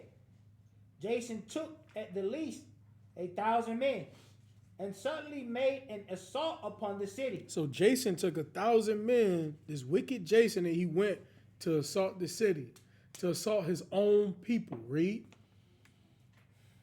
And they that were upon the walls being put back, and the city at length taken. Menelaus fled into the castle, Right, wicked Menelaus, he ran. Read. but Jason slew his own citizens without mercy, He slew his own people without mercy. Read. not considering that to get the day of them of his own nations would be a most unhappy day for him, but thinking they had been his enemies He saying, but he thinking that they his enemies. Read. and not his countrymen, whom he conquered. Right, keep reading. Howbeit, for all this he obtained not the principality, Mm-hmm. but at At last last. received shame for the reward of his treason. Right, he still didn't receive no honor from this. It said the last he received shame for being a traitor. Read. And fled again into the country of the Ammonites. And he had to flee again into the country of the Ammonites. Go to verse 11. Verse 11. Now when this that was done came to the king's ear, he thought that Judea had revolted. So when Antiochus heard about this from the wickedness of Jason, he thinking, oh, it's a revolt in Judea. Read. He thought that Judea had revolted, whereupon, removing out of Egypt in a furious mind, So he leave Egypt. Read. he took the city by force of arms, Mm-hmm. and commanded his men of war not to spare such as they met, So he telling his people, go to Jerusalem, don't spare nobody. Read. and to slay such as went up upon the house. Mm-hmm. Verse 13. Thus there was killing of young and old, making away of men, women, and children, Mm-hmm. slaying of virgins and infants. And when you read about how Antiochus came into Jerusalem, even when you read about it outside of the Bible, it tell you how treacherous it was. It tell you how much of a tragedy it was and what Antiochus did when he came into Jerusalem. Read. Verse 14. And there were destroyed within the space of 3 whole days 80,000, 80,000 people. Read. whereof 40,000 were slain in the conflict, Mm-hmm. and no fewer sold than slain. Right, keep reading. Yet was he not content with this, but presumed to go into the most holy temple in all the world. Menelaus, that traitor to the laws and to his own country, being his guide. Right, Menelaus, one of our people with him. Same one that was laboring underhand to be high priest, but it said he being his guide. Just like we read in 1 Maccabees chapter 1 and verse 11, how I tell you in those days went out wicked Israelites, trying to do after the manner of the heathen, trying to cleave unto the heathen. Read. And taking the holy vessels with polluted hands, Mm-hmm. and with profane hands pulling down the things that were dedicated by other kings, to the argumentation and glory and honor of the place. He gave them away. Right, so all of the vessels and stuff being taken out of the temple. Read. And so haughty was Antiochus in mind, Mm-hmm. that he considered not that the Lord, was angry for a while for the sins of them that dwelt in the city. Right, he didn't understand that from the wickedness was going on. He don't understand that the Lord is allowing this because of this, because of the wickedness of his people. Read. And therefore his eye was not upon the place. Right, so the Lord's eye is not upon the place. Read. For had they not been formerly wrapped in many sins, Right, if they had not been in many sins, read. this man, as soon as he had come, had forward been scourged and put back from his presumption. Right, he would have been scourged as soon as he would have tried to come. That just showed he's saying, oh, if the Israelites weren't in sin, the Lord would have towed you up. Right. And he's about to make a comparison. Read. As Helidorus. As Helidorus, when you read in 2 Maccabees 3, when Seleucus sent him to Judea to try to take out of the temple. And the Lord punished them to the point where the priest had to speak for him to save him. And the Lord let him know, hey, because of these priests, you're going to live. So he's saying, oh, if they had not been in sin, you wouldn't be able to do this, Antiochus. You would have been just like Helidorus when he tried to come and how the Lord dealt with him. Read. As Helidorus was when Seleucus the king sent to view the treasury. Right. So from there, go to first go back to 1 Maccabees chapter 1.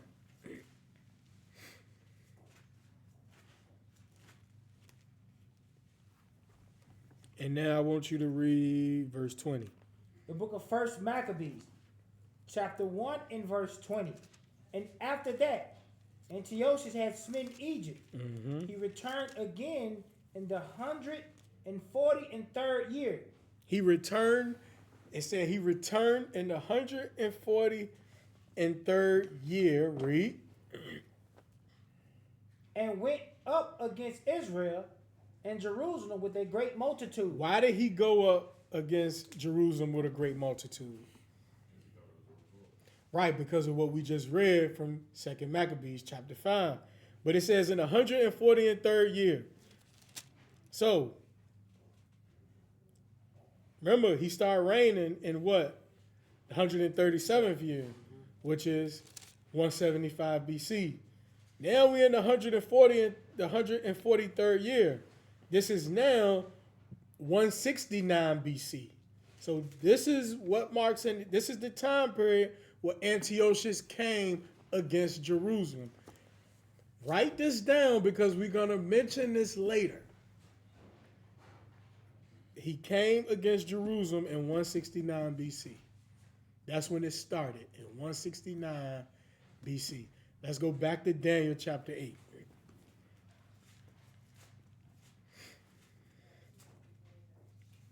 And now I want you to read verse 10. The book of Daniel. Verse... Yeah, you can read verse 10. The book of Daniel, chapter 8 and verse 10. And it waxed great. What waxed great? What is it talking about when it say it waxed great?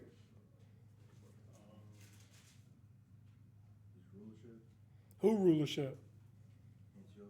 Antiochus. Remember, it's talking about that the little horn that came out of the four notable ones. Say he waxed great, so it's talking about Antiochus. Read. Even to the host of heaven. Even to the host of heaven. Talking about the Israelites. So he's going to come against the Israelites. Read. And it cast down some of the hosts. And he cast down some of the hosts. Read. And of the stars to the ground. And stamped upon them. Right, and he stamped upon them. Read. Yea, he magnified himself, even to the prince of the host. Right, even in his acts that he did, even looking at his name, Antiochus Epiphanes, it means God manifested. So he's magnified himself even against the Lord. Read. To the prince of the host. And by him the daily sacrifice was taken away. And by him, by Antiochus, in Daniel's vision, he's seeing the daily sacrifice being taken away.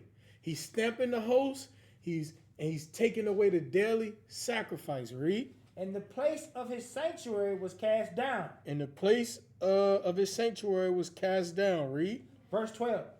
And a host was given him against the daily sacrifice. Right, and a host was given to him against the daily sacrifice, just like as we was reading in 1 Maccabees, how we see wicked Israelites gather themselves to him. The same way Menelaus is being his guide. Read. by reason of transgression. And you read about that all throughout the book of Maccabees. You see it in the time of Jonathan also, how wicked Israelites was against them, trying to fight against the heathen. And they're against their own people. Read. And it cast down the truth. Read verse 12 again. The book of Daniel, chapter 8 and verse 12.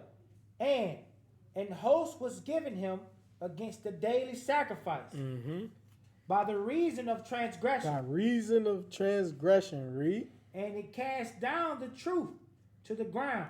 So he's going to cast down the truth to the ground, read. And it practiced and prospered. Right, and it practiced and prospered. So from there, let's go back to 1 Maccabees chapter 1. And now I want you to read verse 21. So Antiochus just came against Jerusalem in 169 BC. We just read in Daniel 8 that he was going to wax great. He was going to come against the host, and he's going to magnify himself even against the Lord. He stamped the Israelites. He's persecuting them. He's turned Jerusalem up. It also said he was going to take away the daily sacrifice. So it's showing also that he's going to do something to the temple. So read verse 21. The book of 1 Maccabees, chapter 1 and verse 21. And entered proudly into the sanctuary. So he entered proudly into the sanctuary. Didn't we just read that? Read. And took away the golden altar Mm-hmm. and the candlestick of light Right. and all the vessels thereof Mm-hmm. and the table of the showbread and the pouring vessels and the vials and the censers of gold and the veil and the crowns and the golden ornaments that were before the temple, all which he pulled down. Right. He took also the silver and the gold and the precious vessels. Also he took the hidden treasures which he found. Mm-hmm. And when he had taken all away, he went into his own land, having made a great massacre, He made a great massacre in Jerusalem. Read. and spoke very proudly. Mm-hmm. Therefore, there was great mourning in Israel. And there was great mourning in Israel. Go to verse 41. The book of 1 Maccabees, chapter 1 and verse 41. Moreover, King Antiochus wrote to his whole kingdom that all should be one people. That all should be one people. Read. That all should be one people. Matter of fact, pull up the definition of Hellenistic. See, he wrote to his kingdom that all should be one people. Zoom in on it.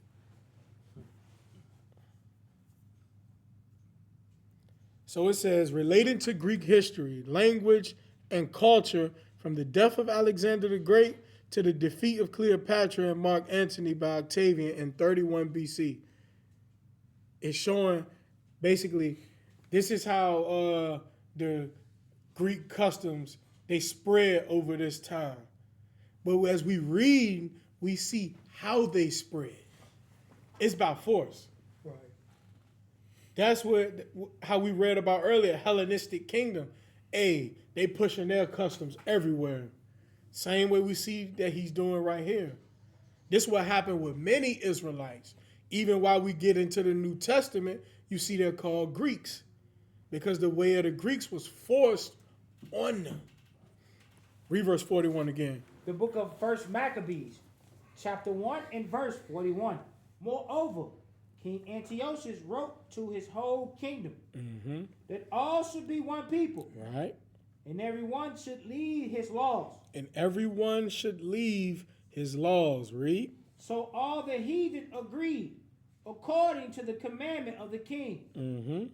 Verse 43. Yea, many also of the Israelites consented to his religion. And you had many wicked Israelites that followed after them. Read. A sacrifice unto idols and profaned the Sabbath. Right. Keep reading. For the king had sent letters by messengers unto Jerusalem and the cities of Judah that they should follow the strange laws of the land, Right. Keep reading. and forbid burnt offerings, and sacrifice, and drink offerings in the temple, and that they should profane the Sabbaths and festival days. Right. Keep reading. Verse 46. And Remember, we read about this in Daniel 8. How he was going to come against the host, how he was going to magnify himself against the prince of the host, how he was going to take away the daily sacrifice. Read. and polluted the sanctuary and holy people, Mm-hmm. set up altars, He polluted the sanctuary and the holy people. Just like we read about in Daniel 8, how he stamped upon them. Read. and polluted the sanctuary and the holy people, Mm-hmm. set up altars and groves, chapels of idols, and sacrificed swine's flesh and unclean beasts. Right. And this is how he came against the host. Go back to Daniel 8. This is how he lifted himself up or magnified himself even against the prince of the host. To take away the commandments from the Lord's people. Oh, you saying you God. But that's even how he looked at himself. How he exalted himself. Daniel chapter 8. Read verse 12 again. The book of Daniel, chapter 8 and verse 12. And a host was given him Mm-hmm. against the daily sacrifice by reason of transgression, Right. and it cast down the truth to the ground, And he cast down the truth unto the ground. Read. and it practiced and prospered. Right. And that's what we see as we reading in First Maccabees chapter 1. Read. Verse 13. Then I heard one saint speaking, and another saint said unto that certain saint which spake, How long shall be the vision concerning the daily sacrifice? So he said, how long shall be the vision concerning the daily sacrifice? That's what we just read about. When did this vision of the daily sacrifice, the vision concerning the daily sacrifice start? It started in 169 BC when he came into Jerusalem. Read. And the transgression of desolation, And the transgression of desolation. Read. to give both the sanctuary See, to give both the sanctuary coming against the sanctuary of the temple. Read. and the host to be trodden underfoot. And the Israelites to be trodden underfoot. Read. Verse 14. And he said unto me, Unto 2,300 days, then shall the sanctuary be cleansed. So he said unto me, he said, 2,300 days, then shall the sanctuary be cleansed or justified. So he said, that's how long this vision gonna be. 2,300 days. Go back to First Maccabees. I want you to read verse 47 one more time. The book of First Maccabees, chapter 1 and verse 47. Set up altars and groves and chapels of idols, and sacrifice swine's flesh Right. and unclean beasts. Keep reading. Verse 48. And they should also leave their children uncircumcised, Right. They also had to leave their children uncircumcised. Read. and make their souls abominable with all manner of uncleanliness and profanation. Excuse me. Right. Keep reading. Verse 49. To the end they might forget the law and change all the ordinances. Right. And him forbidding them to keep the commandments of the Lord. Him forbidding them to do sacrifices, things, commandments that pertain to our God. He said to the end that they might forget their commandments. Read. Verse 50. And whosoever would not do according to the commandment of the king, he said, he should die. Right. So they was doing this by force. Read. In the self same manner wrote he to his whole kingdom, and appointed overseers over all the people, commanding cities of Judah to sacrifice city by city. Right. Then many of the people were gathered unto them, to wit, everyone that forsook the law. And so they committed evils in the land, and drove the Israelites in secret places, even wheresoever they could flee for succor. Right, wheresoever they could flee for help. Read. Verse 54. Now the 15th day of the month Caslu, in the 145th year, they set up abomination of desolation. They set up abomination of desolation. Where do we read about this at?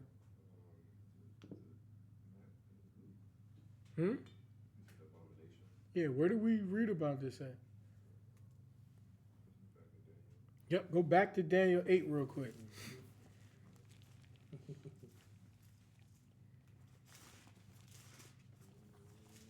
And read verse 13 again. The book of Daniel.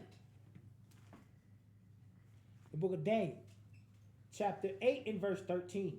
Then I heard one saint speaking, and another saint said unto the certain saint which spake, How long shall be the vision concerning the daily sacrifice, and the transgression of desolation? And the transgression of desolation. That's what we just read about in verse 54. Read. And the transgression of desolation, to give both the sanctuary and the host to be trodden underfoot. To give both the sanctuary and the host to be trodden underfoot. Go back to First Maccabees and read verse 54 again. The book of First Maccabees, chapter 1 and verse 54. Now the 15th day of the month Caslu, in the 145th year. In the 145th year, this is 2 years after he came into Jerusalem. He came in 169. It's 2 years after. This now the 145th year of the Seleucid Empire, which is 167 BC. Even when you jump over and read First Maccabees chapter 1 and verse 29, because this part actually is important. The book of First Maccabees, chapter 1 and verse 29. And after 2 years fully. You see it say after 2 years fully? So after 2 years from 169 BC would be what? 167 BC. Go back, keep that in mind because that's important. Go back to verse 54. The book of First Maccabees, chapter 1 and verse 54. Now the 15th day of the month Caslu, in the 145th year, they set up abominations of desolations upon the altar, and builded altars throughout the cities of Judah on every side. Now, why this date is it's important because if you look this up historically, they're gonna tell you that Antiochus came into Jerusalem in 170 BC. But they're also going to tell you that he did this that we read about in verse 54. They're going to tell you that that happened in 167 BC. That's 3 years. But we see in verse 29, it tell you, no, this was 2 years after. This is how we know that 169 BC is right. Going according to the dates, how they have it listed in the Bible is right, and it's all going to come together with the vision that was given to Daniel. Keep reading. Verse 55. And burnt incense at the doors of their houses and in the streets. And when they had rent in the pieces the books of the law, which they found, they burnt them with fire. Right, so they was even burning our records up, burning the scriptures up. Read. And wheresoever was found with any of the book of the testament, or if any consented to the law, the king's commandment was that they should put him to death. Right, so they was putting us to death for even being found with the commandments, with the law.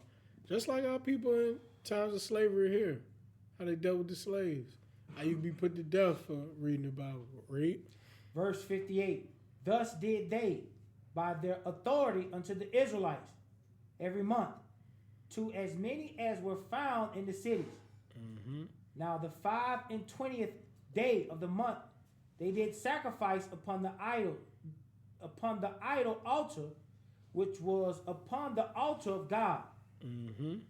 At which time, according to the commandment, they put to death certain women that had caused their children to be circumcised. They also put to death certain women that was still keeping the commandments and circumcising their children. Read. And they hanged the infants by their necks and rifled their houses. This is how bad it was. They hanging babies. Read. And slew them. That shows you that's Esau's that's his agenda. That's his mind right there. The same way they was doing our people here is the same way they did our people there. Read. And they hanged the infants about their necks and rifled their houses and slew them that had circumcised them.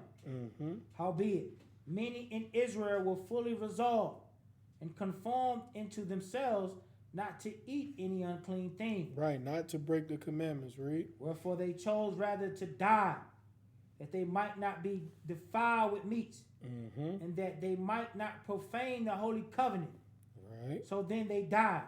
Right. And there was very great wrath upon Israel. Right, so during this time it was very great wrath upon Israel. Read the next verse, chapter 2. Chapter 2, the book of 1 Maccabees. Chapter 2 in verse 1. In those days rose Mattathias. And this where you get the Hasmonean dynasty through this lineage. Read. The book of 1 Maccabees, chapter 2 in verse 1. In those days arose Mattathias, the son of John, the son of Simon, the priest of the son of Jerib, from Jerusalem, and dwelt in Modin. Verse 2. And he had 5 sons. Jonathan, called Cades. Right. Simon called Thassis. Right. Judas, who was called Maccabeus. Eleazar called Avaran, and Jonathan, whose surname was Appius. Yeah. Keep reading. Verse 6. And when he saw the blasphemies that were committed in Judah and Jerusalem, he said, woe is me. So when he saw these things that were happening to his people, he said, woe is me. Read. Woe is me. Wherefore was I born to see the misery of my people? Right. He said, was I born to see the misery of my people, to see my people go through these atrocities? You see his mind frame in saying it? Imagine if our people felt like that today, seeing the way we are. Read. And the holy city, and to dwell there when it was delivered into the hand of the enemy, and the sanctuary into the hand of strangers. Right. Her temple is become as a man without glory. The temple has become a man without glory. Remember, this that vision from Daniel. He said the temple has become as a man without glory. Read. Her glorious vessels are carried away into captivity. Right, so we don't have no operations in the temple. The daily sacrifice is taken away. Read. Her infants were slain in the streets. The host was stamped upon. Read. Her young men with the sword. Trodden underfoot. Read. Her young men with the sword of the enemy. What nation have not had a part in her kingdom? What nation had not had a part in our destruction? Read. And gotten of her spoils. And gotten of her spoils. Read. All her ornaments were taken away. Of a free woman she is become a bond slave. She's become a bond slave. Read. And behold, our sanctuary, even our beauty and our glory, is laid waste. And the Gentiles have profaned it. And the Gentiles have profaned it. Go to verse 15. Verse 15. In the meanwhile, the king's officers, such as compelled the people to revolt, came into the city of Modin to make them sacrifice. Right, so they try to come to Modin to make them sacrifice. Read. And when many of Israel came unto them, Mattathias also and his sons came together. Then answered the king's officers and said to Mattathias on this wise, Thou art a ruler and an honorable and great man in this city. So he trying to speak to him with smooth words to try to persuade him. That's also how Esau do. Read. And strengthened with sons and brethren. Now therefore come thou first, and fulfill the king's commandment. Right, but come over here and do what the king said do. Read. Like as all the heathen have done, yea, and the men of Judah also, and such as remain at Jerusalem, so shalt thou and thy house be in the number of the king's friends. And thou and thy children shall be honored with silver and gold and many rewards. Right. Esau always try to get you to sell your soul, try to give you goods to go against the Most High. Right. Verse 19.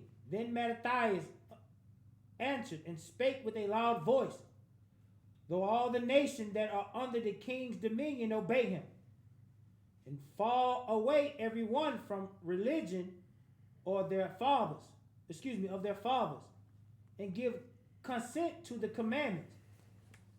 Yet will I and my sons and my brethren walk in the covenant of our fathers. Right. He said, yeah, though everybody else going by what the king's saying, he said, no, me and my sons, we're going to walk by the covenant of our fathers. Read. God forbid that we should forsake the law and the ordinances. Right. And that's the mindset we need to have today. God forbid we're going to forsake the law and the ordinances. Read. We will not hearken to the king's words. Right. We will not hearken unto the king's words. Read. To go from our religion. Right. To go from our customs.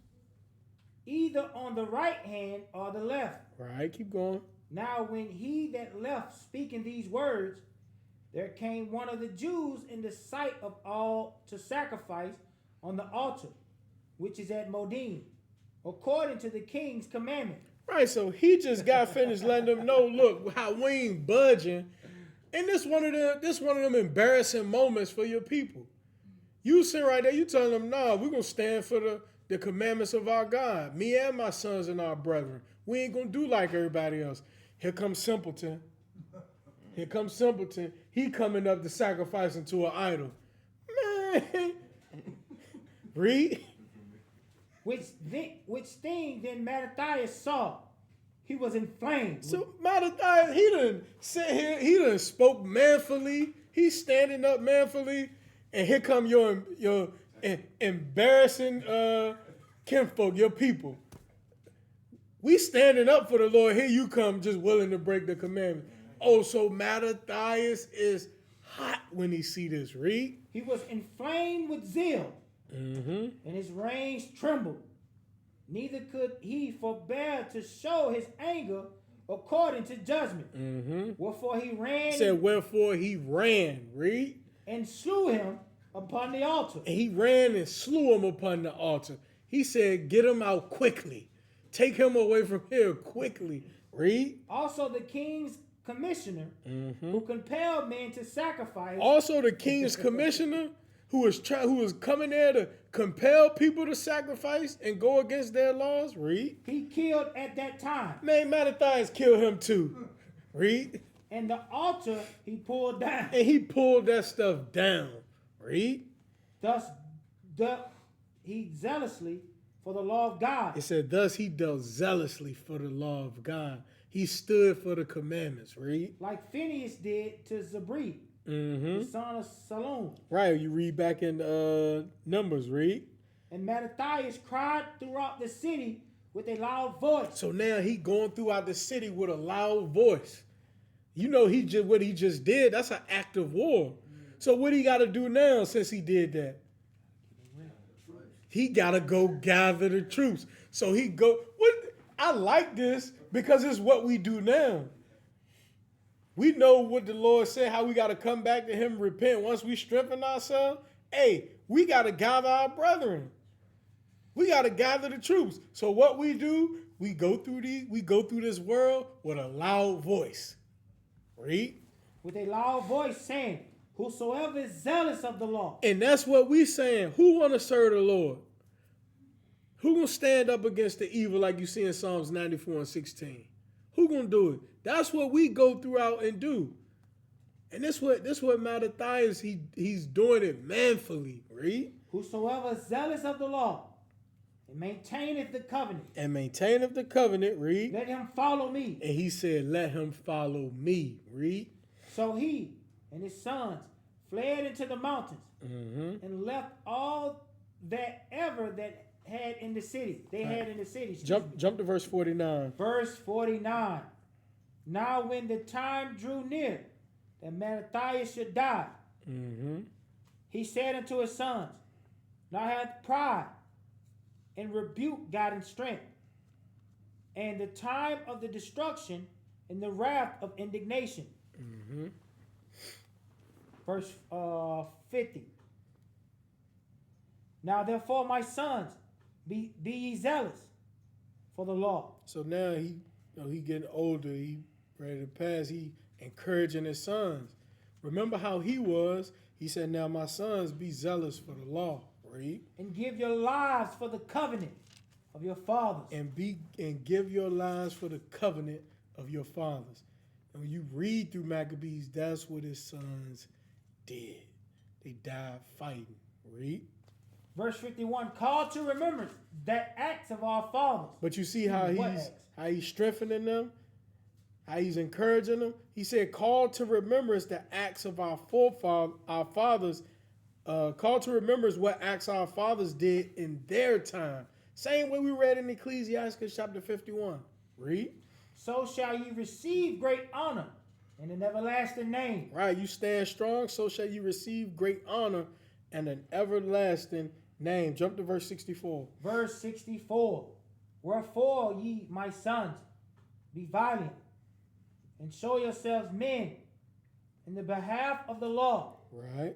For by it shall ye obtain glory. And he said, and by you doing this, you shall obtain glory. Keep reading. Verse 65. And behold, I know that your brother Simon is a man of counsel. Give ear unto him always. He shall be a father unto you.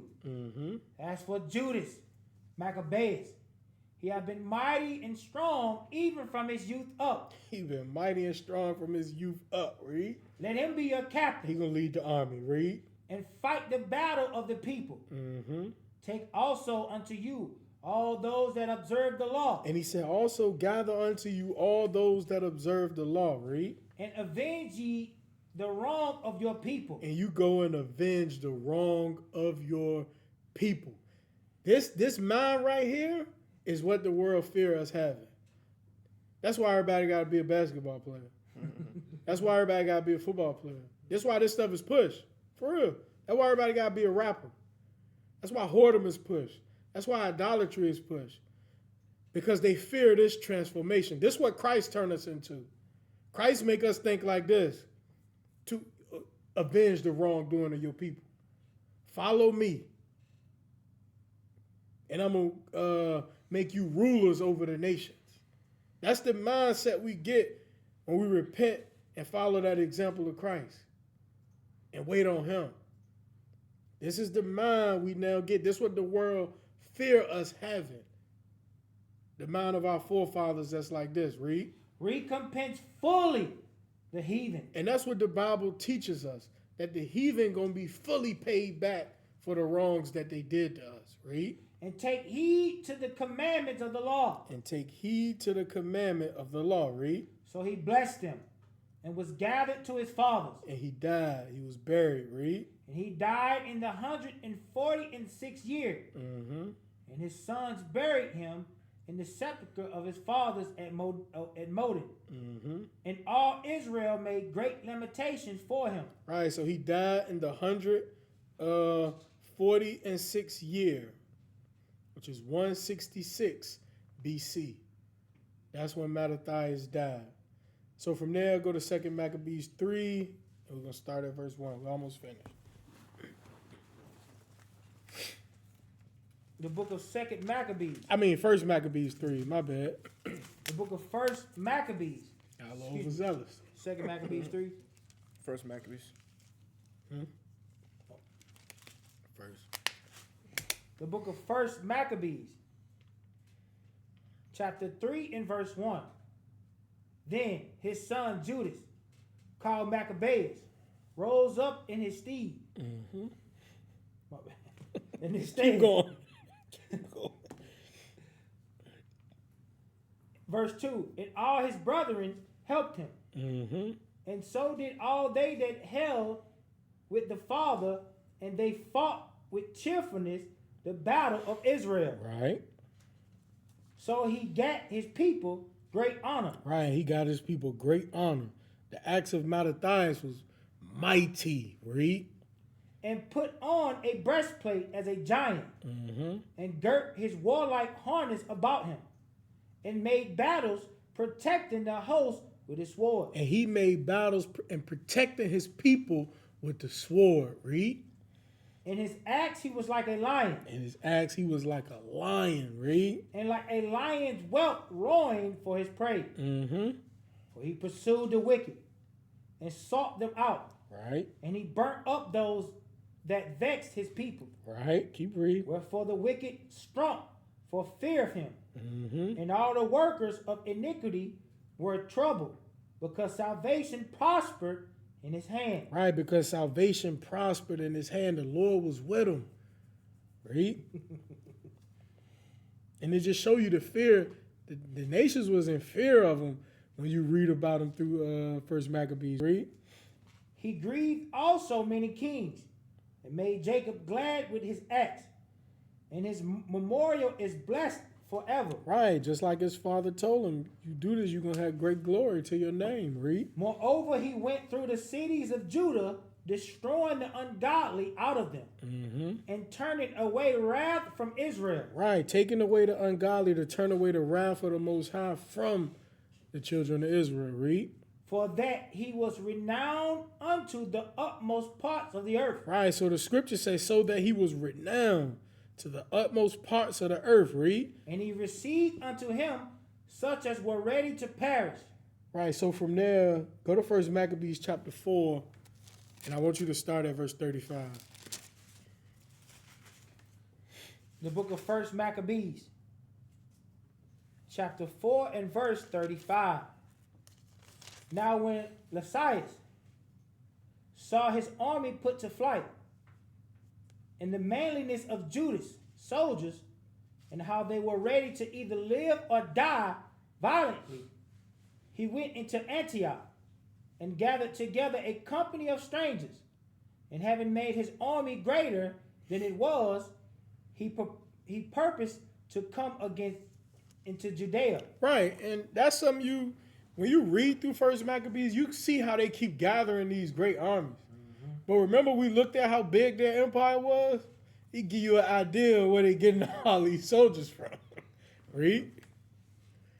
Verse 36. Then said Judas. And you see how it said they were willing to live or die valiantly for this purpose, for their people, for their laws. Read. Then said Judas and his brethren, Behold, our enemies are discomfited. Let us go up to cleanse and dedicate the sanctuary. Upon this, all the hosts assembled themselves together and went up into Mount Sinai. Mount Zion. Yeah, Mount Zion, excuse me. And when they saw the sanctuary desolate, and the altar profaned, and the gates burned up, and shrubs growing in the courts as in the forest, or in one of the mountains, yea, and the priest's chambers pulled down. Right, so they see everything destroyed. This is what we read about that was going to happen in Daniel chapter 8. Read.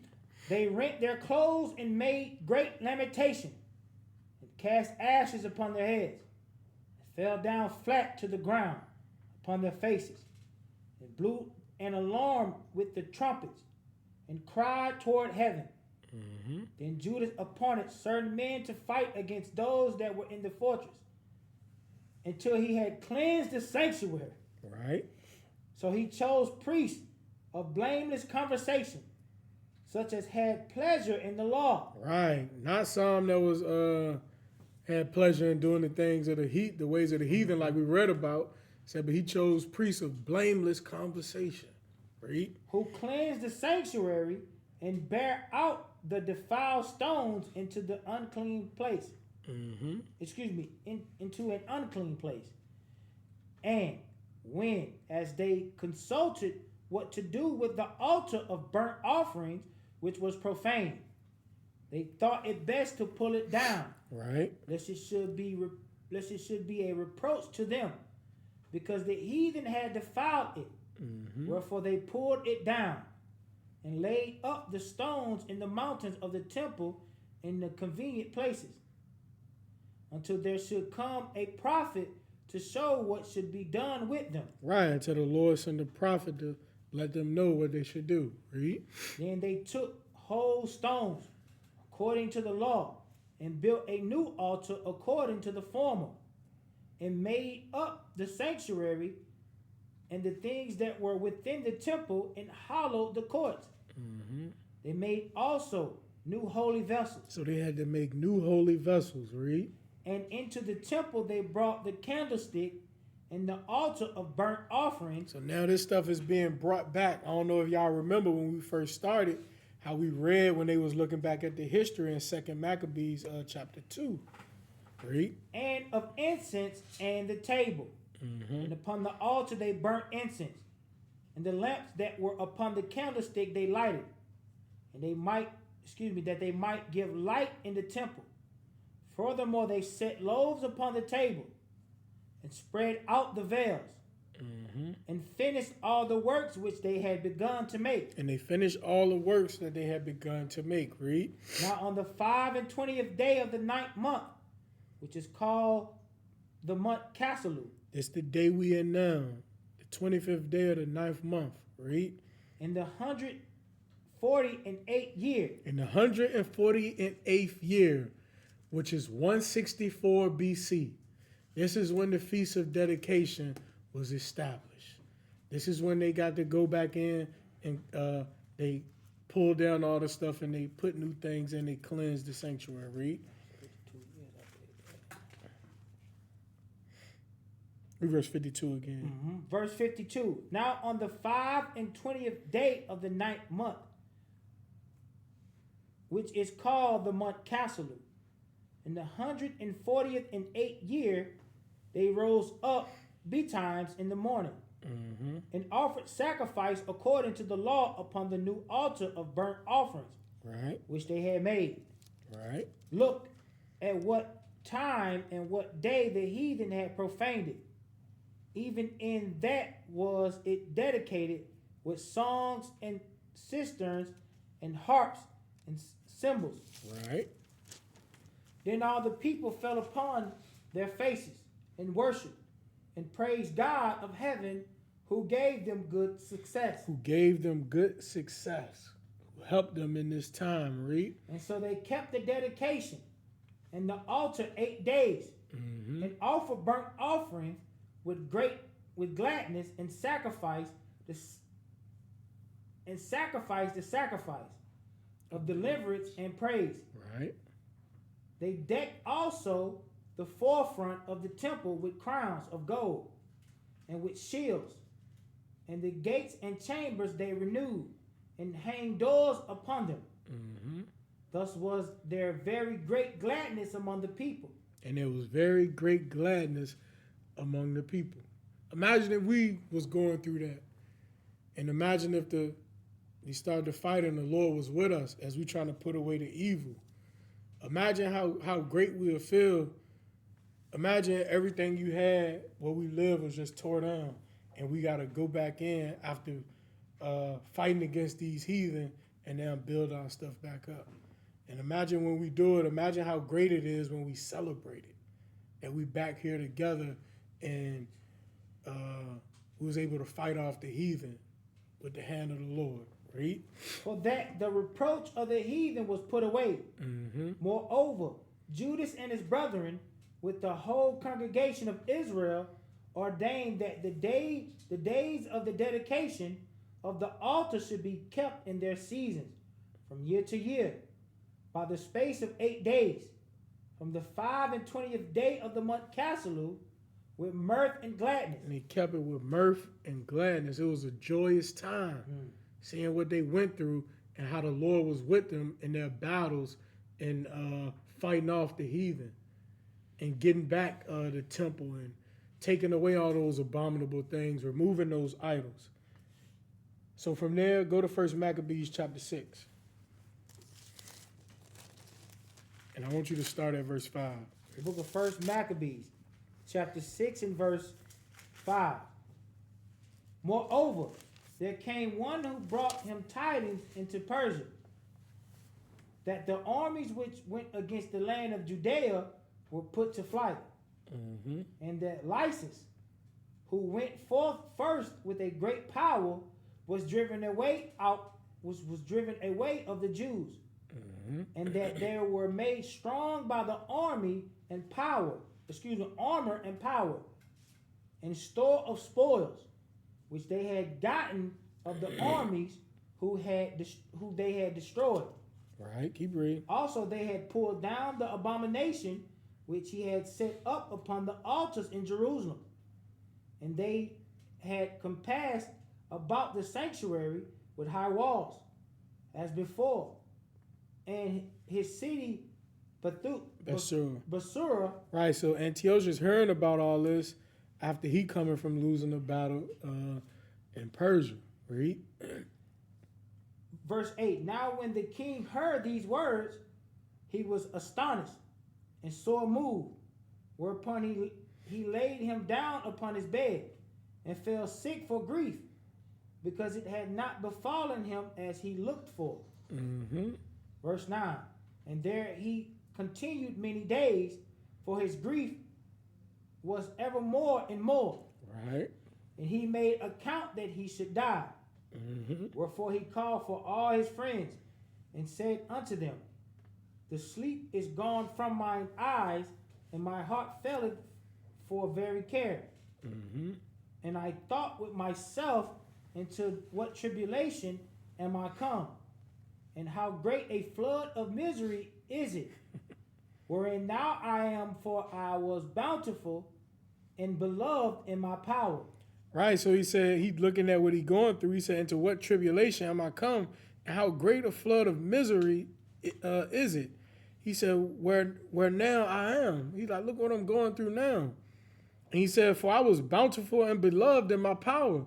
He's like, man, one time I was in power. I was going hard, read. But now I remember the evils that I did at Jerusalem. But now he remembering the evils that he did in Jerusalem. And it's the Lord putting all this stuff in his mind.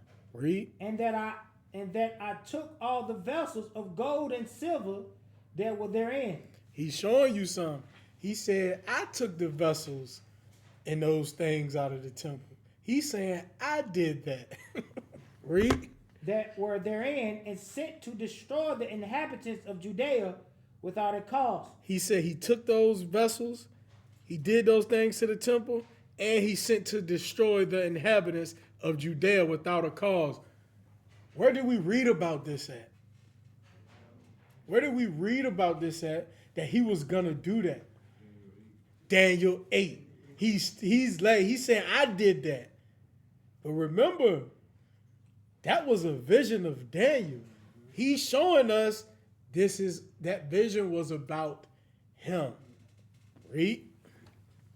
Verse 13, I perceive therefore that for this cause these troubles are come upon me. Because of what I did, I'm suffering because of it. That's what he know. Read. And behold, I perished through great grief in a strange land. Then called he for Philip, one of his friends, whom he made ruler over all his realm, and gave him the crown and his robe, and his sight and his signet, to the end he should bring up his son Antiochus, right, and nourish him up for the kingdom. Right. So Antiochus died there in 149th year. So now Antiochus died in the 149th year, which is 163 BC. That's when he died. 163 BC. So from there, let's go back to Daniel chapter 8.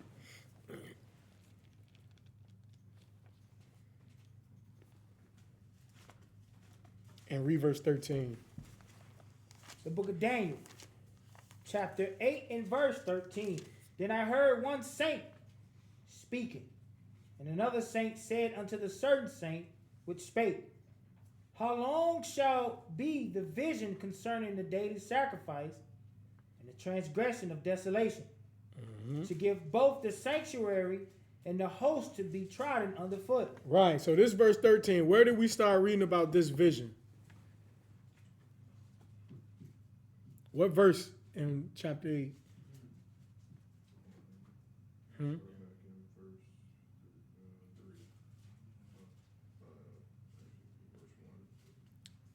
Jump up and read verse 10.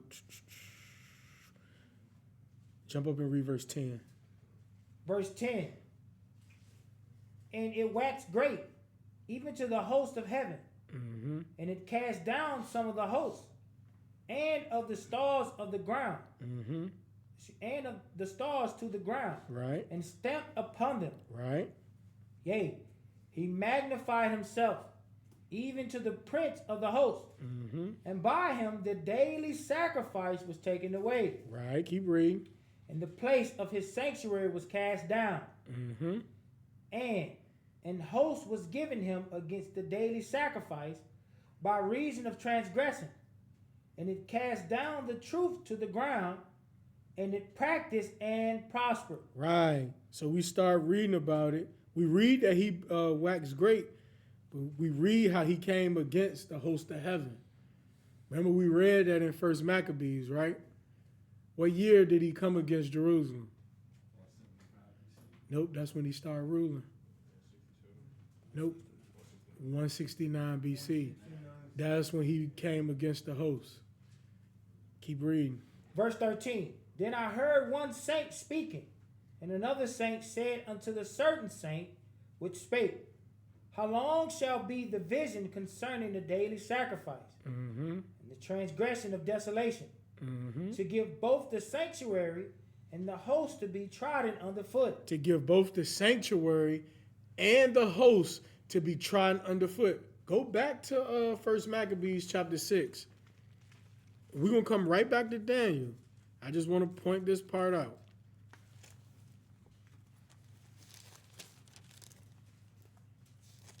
First Maccabees 6, I want you to read verse 12. The book of 1 Maccabees, chapter 6 and verse 12. But now I remember the evils that I did at Jerusalem. He said, but now I remember the evils that I did at Jerusalem. Read. Now I remember the evils that I did at Jerusalem, and that I took all the vessels of gold and silver. He took the vessels. He did things to profane the temple. He took away the daily sacrifice. He sacrificed swine's flesh in the temple. Read. That were therein, and sent to destroy the inhabitants of Judea. And he sent to destroy the inhabitants of Judea. Just like we just read in Daniel chapter 8 and verse 13. How long shall the vision be concerning the daily sacrifice and the transgression of desolation, to give both the sanctuary and the host to be trodden underfoot? Antiochus is right here saying, I did that. Go back to Daniel chapter 8. And now I want you to read verse 14. The book of Daniel, chapter 8 and verse 14. And he said unto me, unto 2,300 days, then shall the sanctuary be cleansed. He said, 2,300 days, then the sanctuary shall be cleansed. This is what I want y'all to do. Go on your phone, convert 2,300 days to years.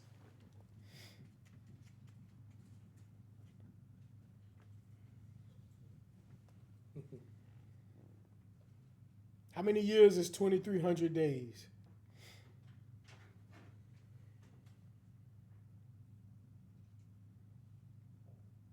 I bet you was already in one of y'all mind. You just looked it up, or you Or you figured it out from what?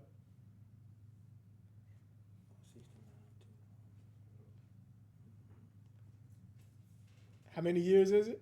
6.3 years. It's 6 years. It's 6 years and like about 4 months. That's what 2,300 days is. It's 6 years. Go to Daniel chapter 8 and verse 23.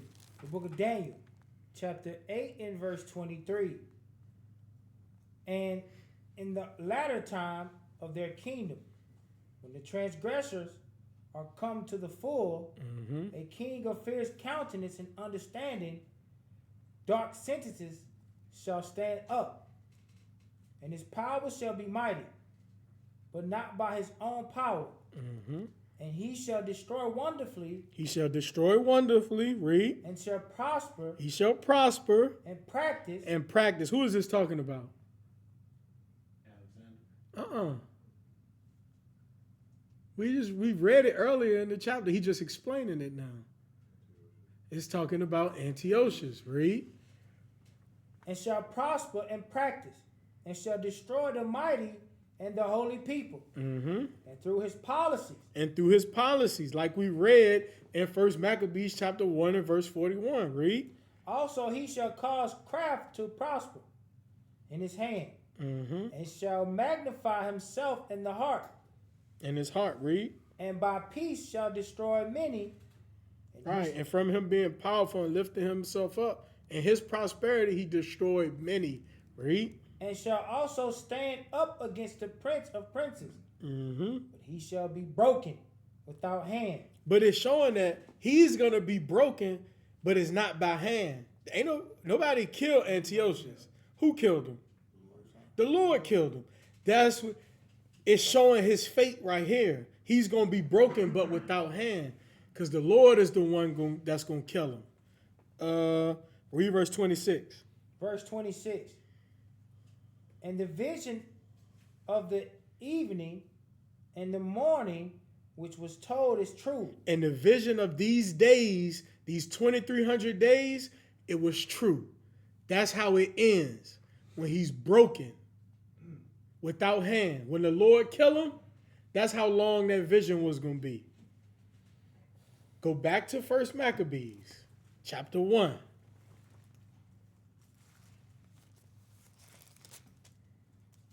And read verse 20. The book of 1 Maccabees, chapter 1 and verse 20. And after that, Antiochus had smitten Egypt. He returned again in the 143rd year, Mm-hmm. and went up against Israel and Jerusalem with a great multitude. What year was this? When he came against Jerusalem? 169 BC. What year did he die? 163. How many years was that? 6 years and 4 months. How many years was that? 6 years. 6 years. Mm-hmm. That's the vision from Daniel. The 2,300 days. That's how perfect it was. Exactly how it was prophesied, what was going to happen and how it was going to end, how the one that did this was going to be broken without hand, the Lord was going to kill him, and that vision was going to be done. That's what we read in Daniel. And 200 and some years later, we reading about it in the history of Maccabees and how the Feast of the Dedication came about and how Antiochus was killed. And through that period, that was that vision of him coming against Jerusalem, taking away the daily sacrifice,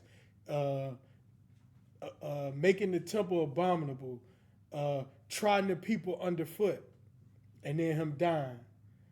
That was that vision for that 2,300 days, that 6 years. And we read in Daniel, it said that vision was true. So go to Romans chapter 15 and verse 4. The book of Romans, chapter 15 and verse 4. For whatsoever things were written aforetime were written for our learning. Right. So these things that are written, they written for us to learn. We learn from going through this history. We encouraged by it. We lift it up. our spirit feels better from going through these things. Read. that we through patience That we through patience, just like our forefathers, read. and comfort of the scriptures Just like they was encouraged through the acts of their fathers and what they did in their times, read. might have hope. And we understand the same way, that's how we got hope. So I'm going to end tonight's class with that. I hope everybody was able to get something out of tonight's class. I hope everybody ready to celebrate, eat, drink, be merry, laugh, remember the things that happened, and how the Feast of the Dedication came about. Make sure y'all tuning in as other brothers throughout the week bring out some of these things also that was happening at this time, because there's a lot of history during the time of the Maccabees and around the time of the Feast of the Dedication. So make sure y'all tuning in to the other classes that we got coming out under Trumpets of Israel. Make sure y'all liking, sharing, and subscribing to all the classes that we got coming out. And make sure you come prepared with your notebooks, your Bibles, your pens. So I'm going to end tonight's class with that. Say shalom, Most High in Christ bless. Happy Feast of Dedication.